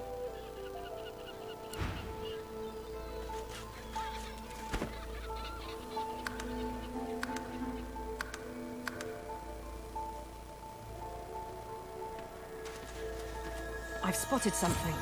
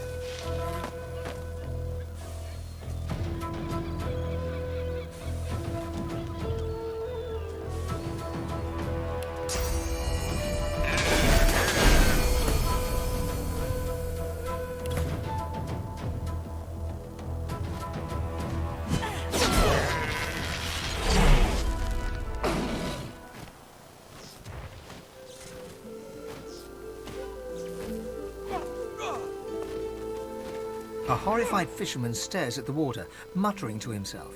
He looks up at your approach. Well, that was terrifying. I need a new line of work. Goat herd, high on a mountain. Spice trader in the deserts. Anything but this. They're looking for people to go to the Empire. How's it for Voidwoke in there? Well, I'm embarrassed now. The wife would laugh. I'm always putting me big foot in it. My apologies, sir. Or madam. God, there I go again.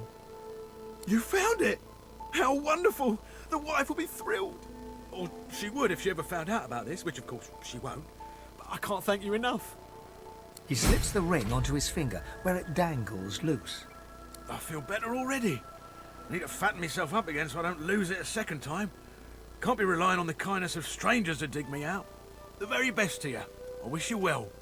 With a new confidence in his stance, he turns back to his fishing.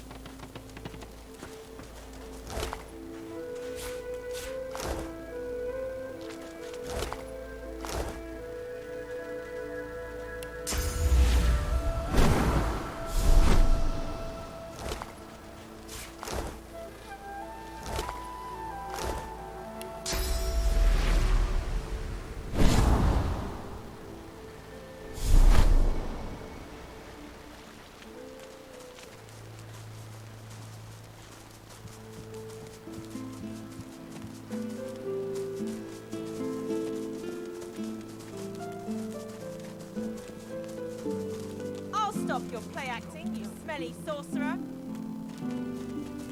No, I'm innocent. Get her, Dallas.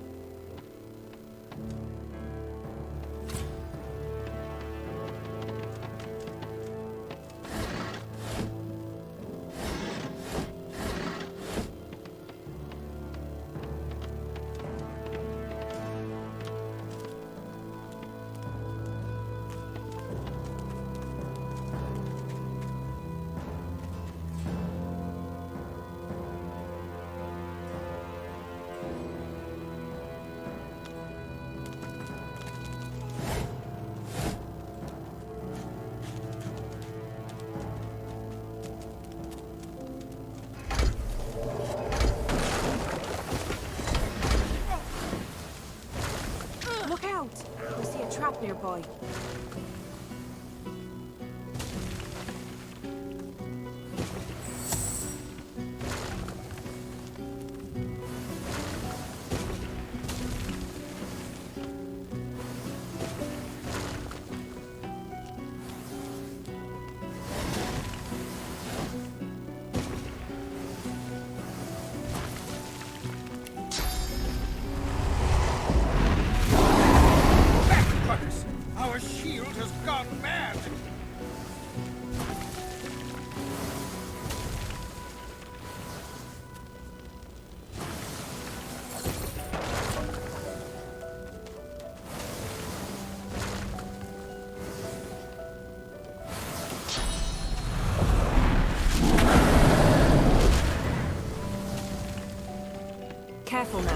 That's a trap.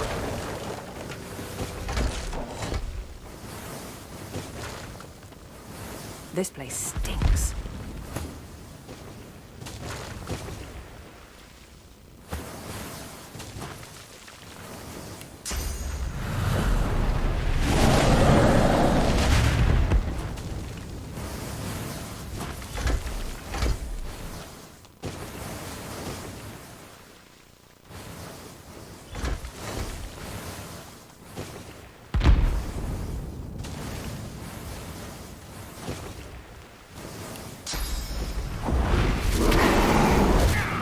Has it turned on us or just lost its mind?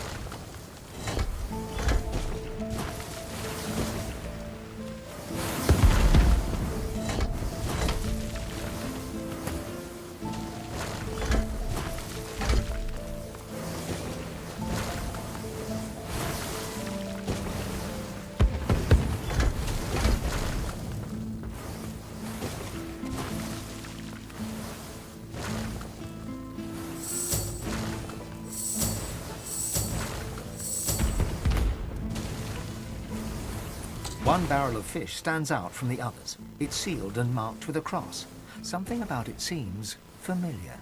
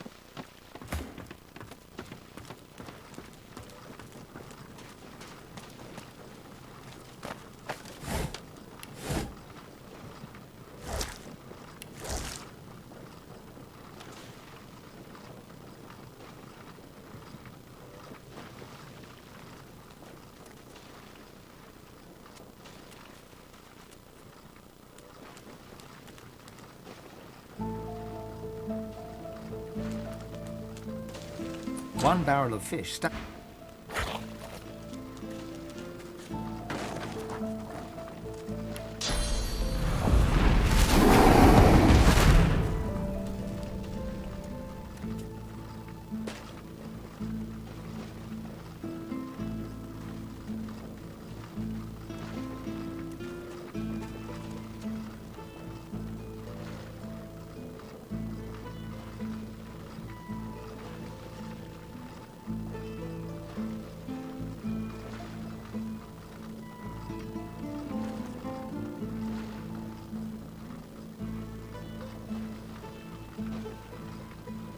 dripping with liquid sauce. This barrel is sealed and marked with a cross. From the barrel you sense a familiar power. It thrums in your bones, in your soul. Nothing stirs in the dank and stinking basement, and yet you feel an imminent presence. Inside, you find not fish, but weapons. Powerful weapons. The kind of weapons the Magisters took from the hollow marshes.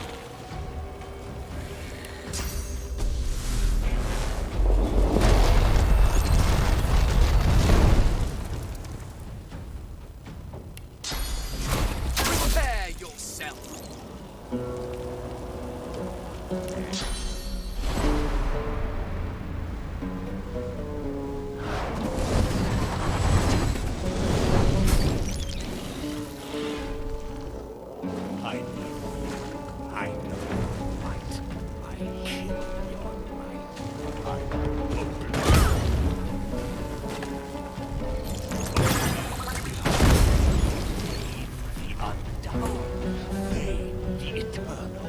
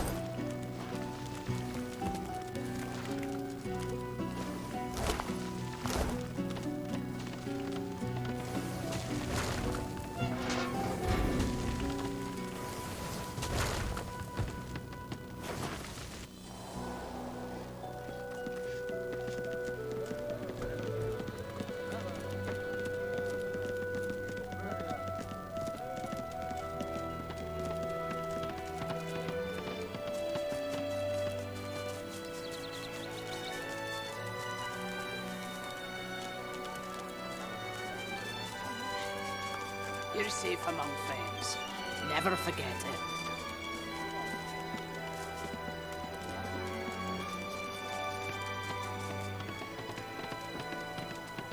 Here I still am, and here you still are. Adrift and bloody driftwood. Yes? Have you anything to report? The rat bastards. Hid 'em right under our very noses. A marvellous find indeed. But I don't suppose you actually saw Lohar or one of his cronies handle these weapons in person. A pity. But we mustn't be deterred. This smuggling operation must be part of the bigger conspiracy that I suspect is taking place somewhere in the treacherous Reaper's Bluffs. I trust I'll continue to have your unmitigated support and loyalty as a matter of course.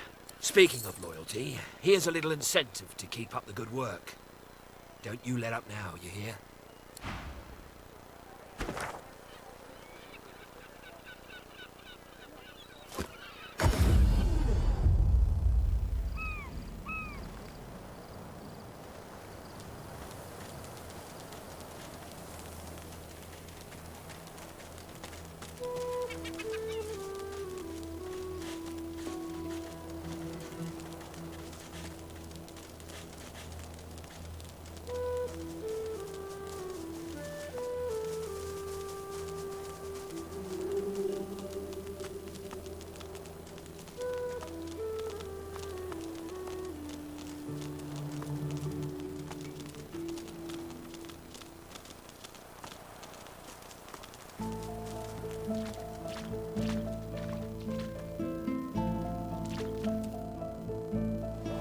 Large for a cellar, isn't it?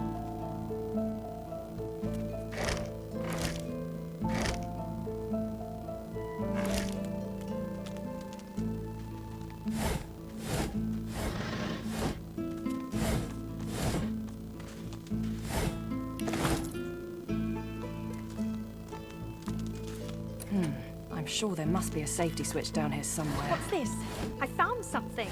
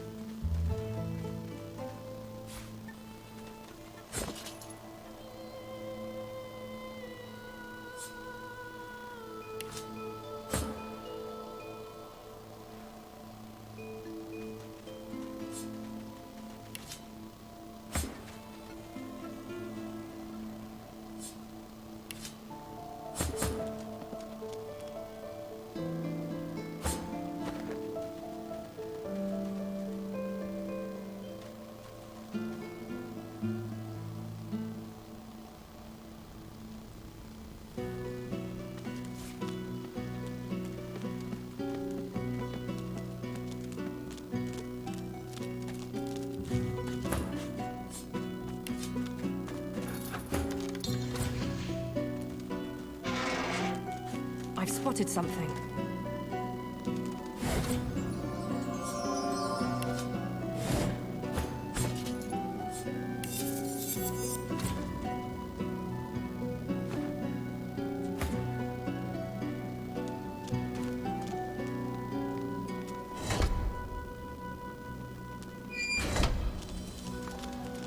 I've spotted something.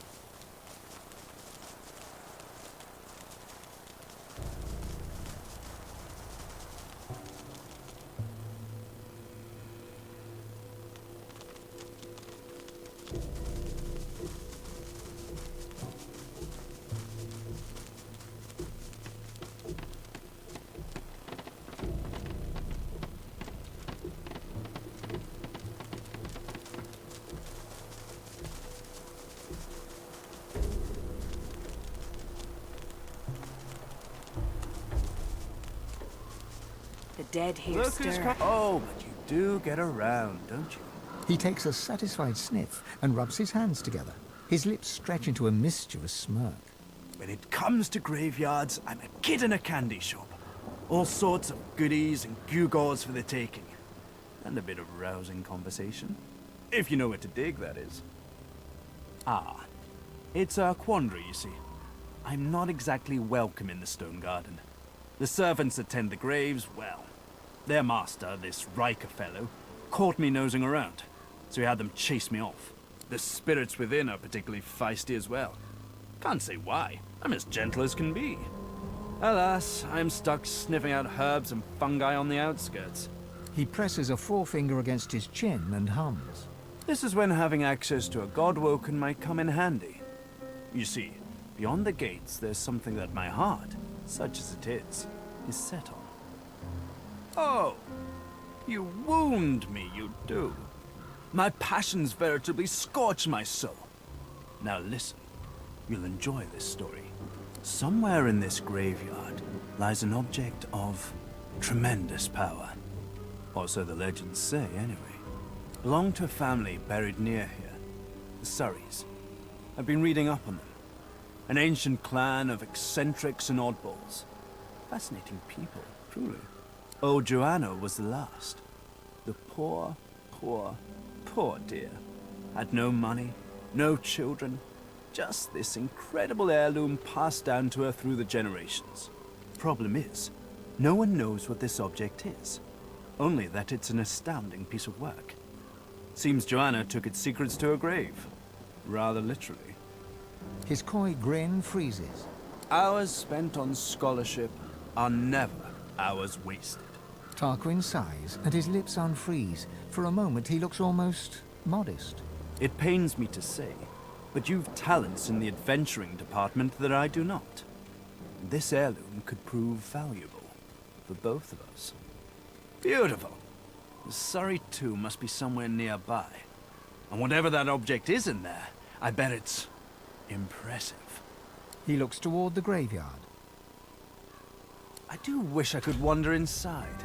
It would be nice to look up some old friends. See if they're in good spirits.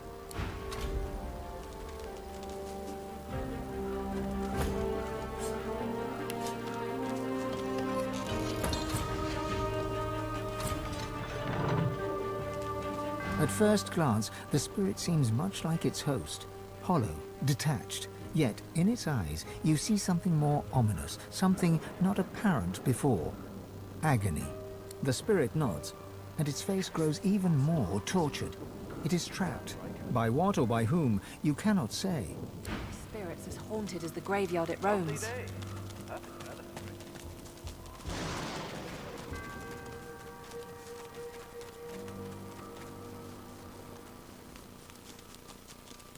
Human graves. May the dead stay forever at rest. Careful! I've spotted a trap. If graves you dig, I'll warn you now. Beware the creak and then the click. Then comes the bang, then comes the bang! Close your eyes and listen. The spirit's memories play out before you in darkest black. The sound alone relates the tale. A self-styled archaeologist, some would call you a grave robber, you found the grave of Baron Wilmart Hogg IV. Your footsteps crunch loud on the gravel as you approach the tomb. You know that Hogg was avaricious, paranoid and cruel, and you yourself value the first of these two traits most highly. You ease your way up to the grave and run your hand around the lid, searching for a trap.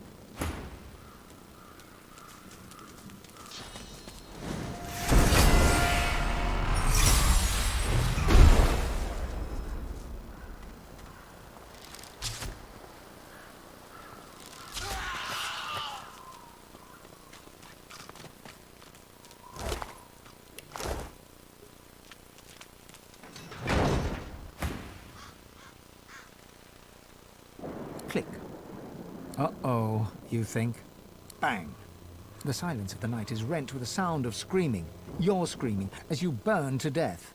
Commiserations, she says. I knew the risks. If graves you'd open, beware the creak, and then the click. Then comes the bang. Then comes the bang. I have only one regret. I didn't get the loot. I didn't get the loot. First came the creak, and then the click. Then came the bang. Then came the bang. Creak, click, bang. Careful. I've spotted a trap.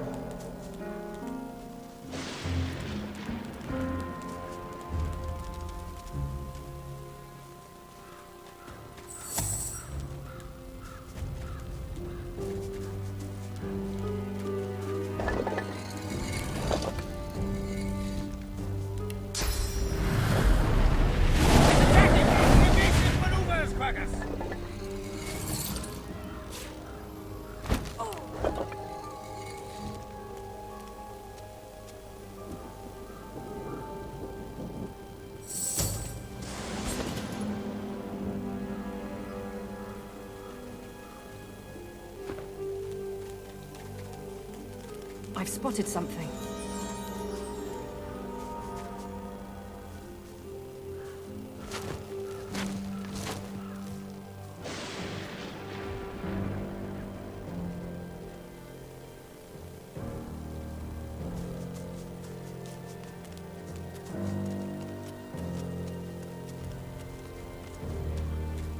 A sinner I, and who is not? The sinner lies that they sin not. A sinner lies. And yet the boneyard's full of sinners who got their prayers, while I did not.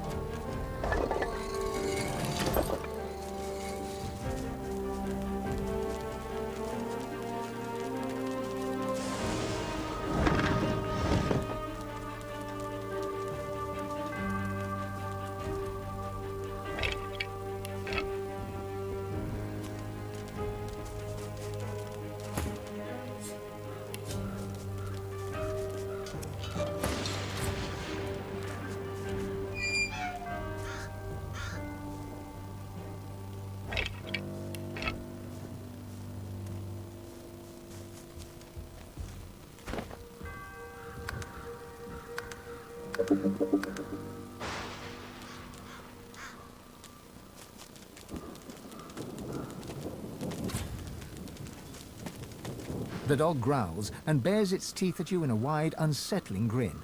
You swear you see a worm emerge from its grey-pink gums, then burrow back in. Come closer. I dare you. He sniffs. He snarls. I am death. There's no defying me. The dog's growls intensify and transform into a rhythmic rasp that mimics laughter. You swear you see the ground behind him momentarily churn and tremble. Do not mock me. You know what lies beneath. But I will not allow you another step closer, Newt. Khan has already laid claim to it. Enough lies. Enough farce. You've riled the beast. And the only cure for the affliction is blood. The dog raises its head to the stormy sky and howls. The earth beneath you vibrates, a dirge plucked on the strings of a rotting lute. Necrotic troll, you are summoned. Crawl through the gate. The earth opens for thee.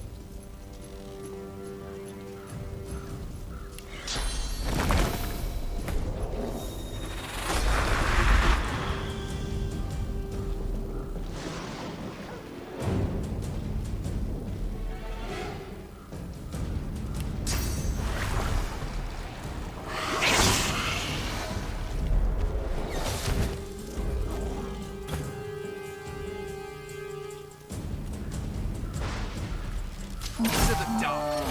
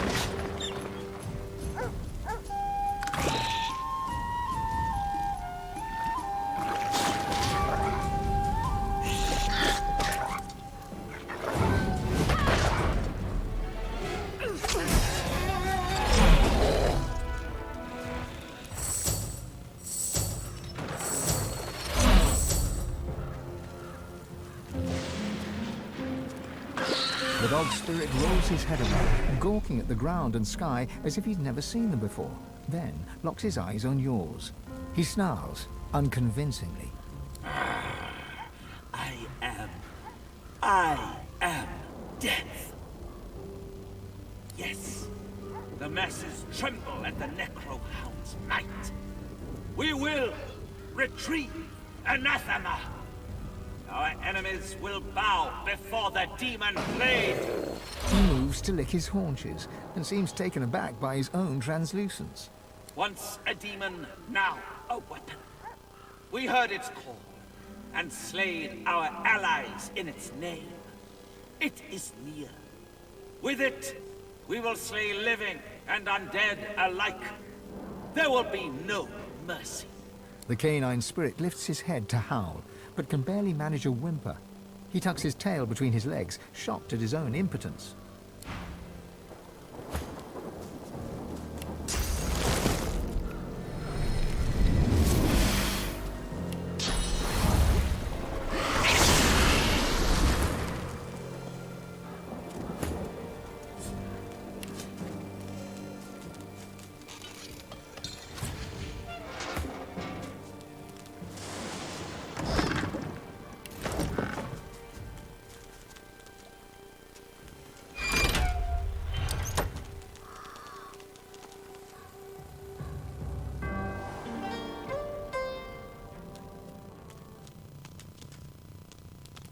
This statue was once a living being. Perhaps it can be revived. 2 fingers of dust have settled on this petrified figure, cracks spread outward from the chest, spidering across every limb.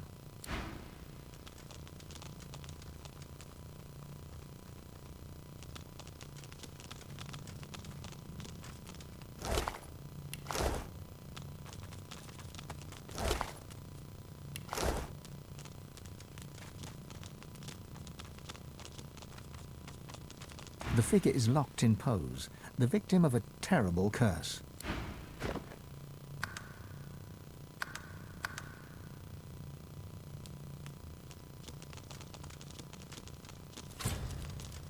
The petrified woman cannot speak, but her eyes glow with the fury of the sun.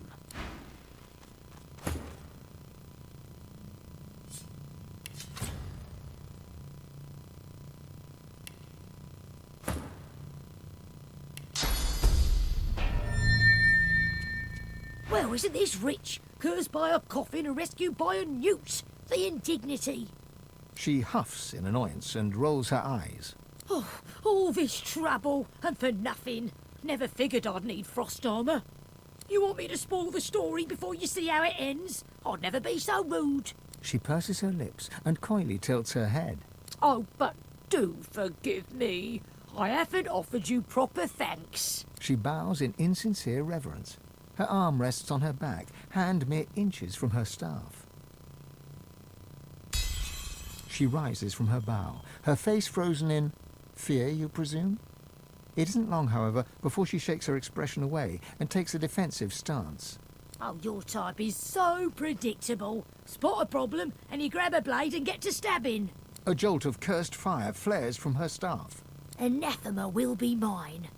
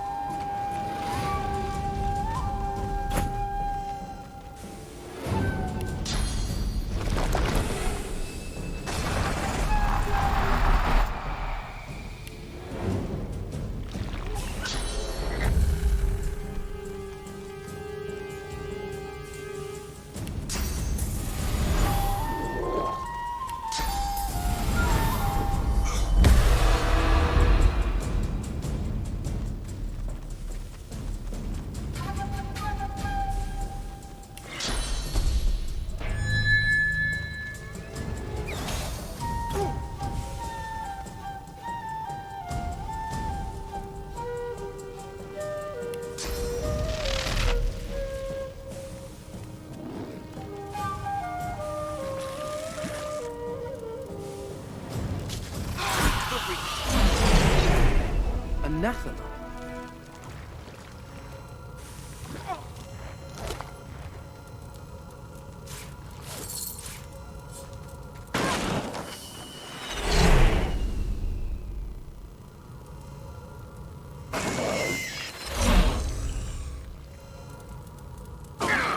Has it turned on us or just lost its mind?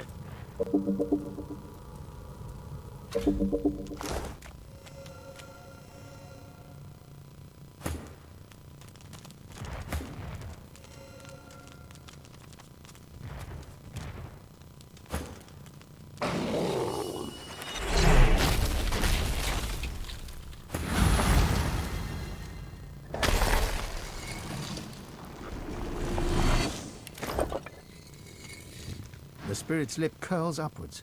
She opens her mouth as if to speak, but her words fade in the tomb's chill.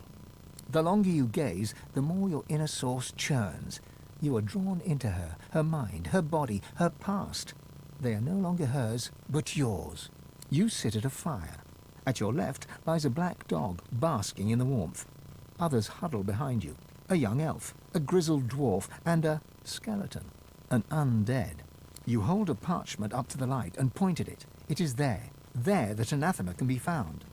The sky is dark, and the roaring fire is now a sad flicker. The others lie around it in a circle, but you hear no snores. Their chests neither rise nor fall. Their eyelids never twitch. You look to your left. The dog's yellow eyes lock with yours, and the two of you turn from the ring of corpses. And you gasp as you are thrust into the present. You take a few deep heaves, then glance at the spirit.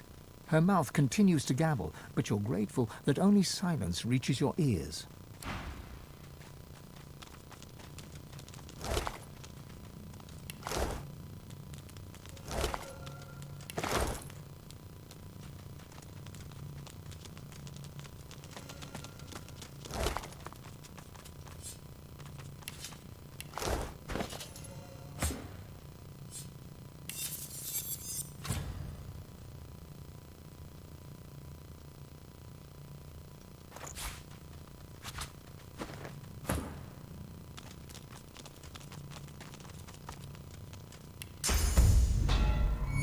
Nothing but bone dust.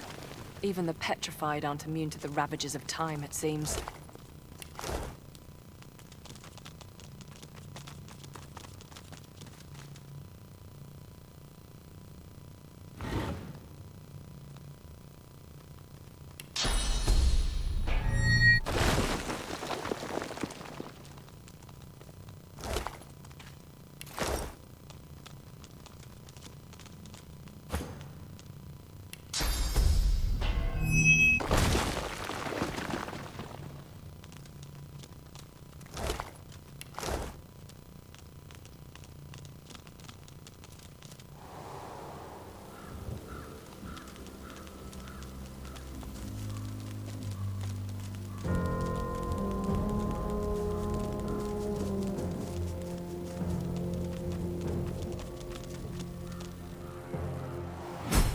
Look at all these bones. What's this? I found something. Still stuck. There must be another one. What's this? I found something. Ah, success!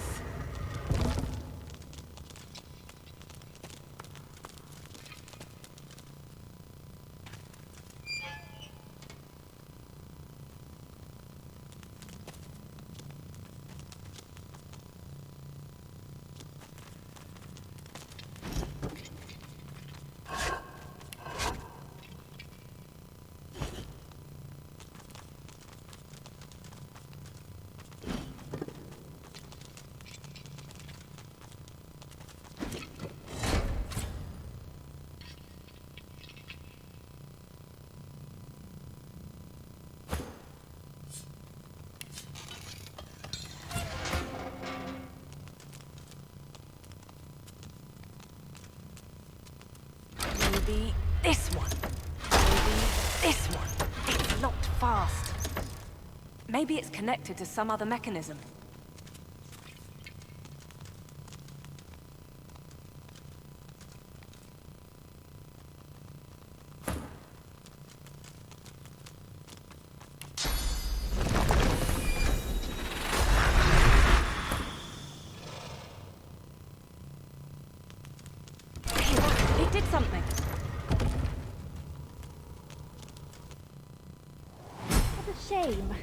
this wealth's just going to waste.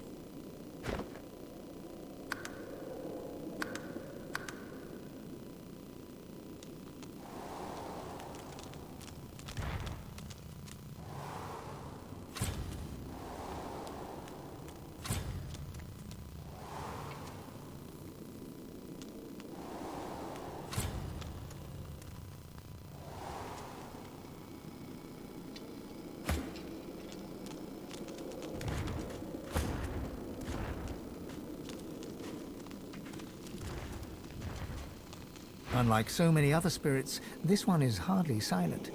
She clicks and squawks the moment you approach her, like a cornered crow facing down a hungry owl. Are you the new servant, then? My, my. You look like my old handbag if I'd sat it in the sun too long. You brought my tea, have you?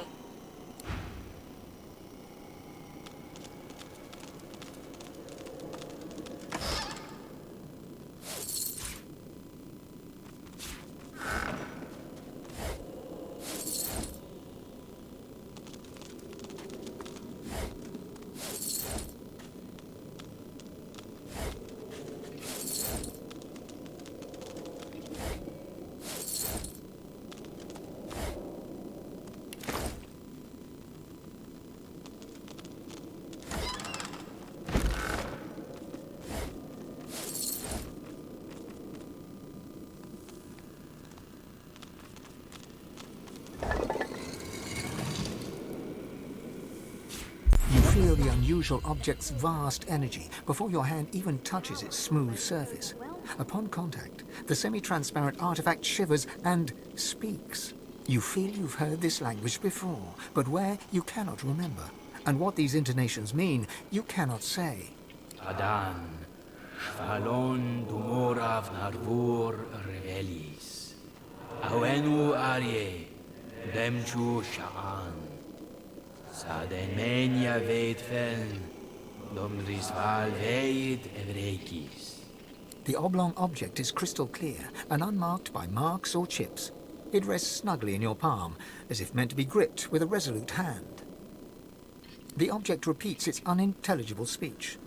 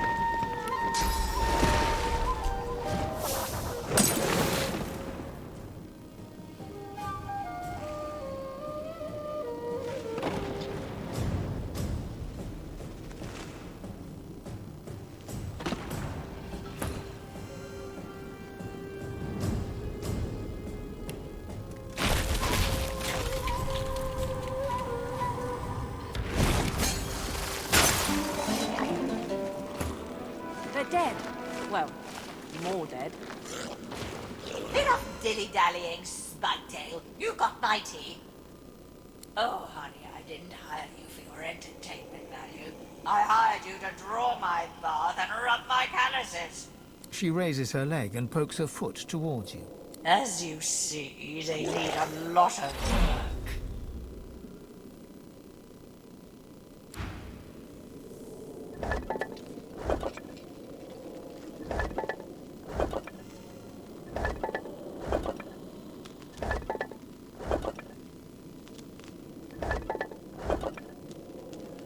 You should go.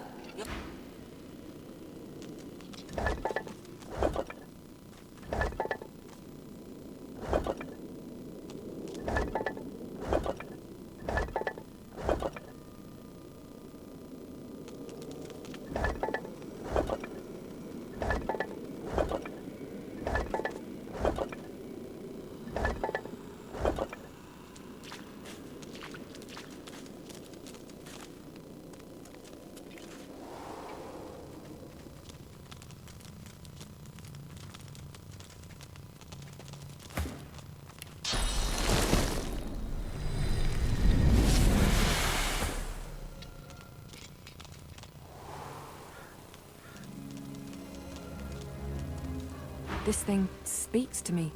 But what is it trying to say? Whatever it is, there's powerful magic within. We must unlock its secrets.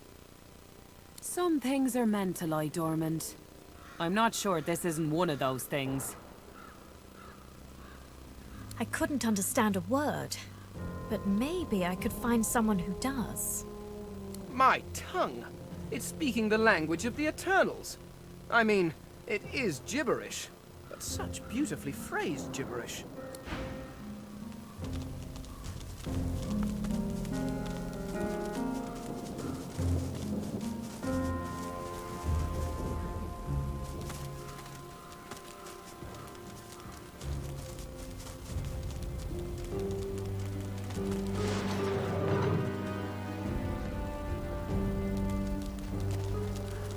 Ah, you again. Any luck in old Lady Surrey's tomb? He places his hand on the artifact, and it drones in its strange language. Adan, Shvalon Dumora Vavor Rivilis, Awanu Ari, Dem Tushan. The object continues. Saden Menye Veet Feln, Dom Drisval Veet Evdekais. It's true then. Anathema. Within reach. Tell me, is this all there was? There weren't any other curios in there? Amazing. But not unexpected. He breathes a long, lugubrious sigh. It's time I leveled with you. This is the hand grip of the fabled anathema. A sword capable of annihilating anyone. Even a divine. Imagine it. Holding in your hand a force that could wipe away sun and shadow. A sword of life and death, miracle and sin. A sword of atonement. I can restore anathema to working condition, but this is only half of it. We still need the blade. How fortunate that the hilt has already told us where to find it. Blood Moon Island. You rightfully consider me a scoundrel, but I'd rather you think of me as a lovable scamp. One that you can rely on. Or perhaps you'd rather place your trust in someone else. Maybe Dallas. I'm sure she'd love to have a weapon that can destroy a Godwoken with a simple wink and nod. Well, you may not always have the smarts, but you've sure got the spirit. Blood Moon Island awaits, my friend. It's a bit of a jaunt, but this gives me time to prepare my workspace. We'll catch up on the Lady Vengeance, yes? Tarquin doesn't wait for an answer. His attentions are already turned elsewhere.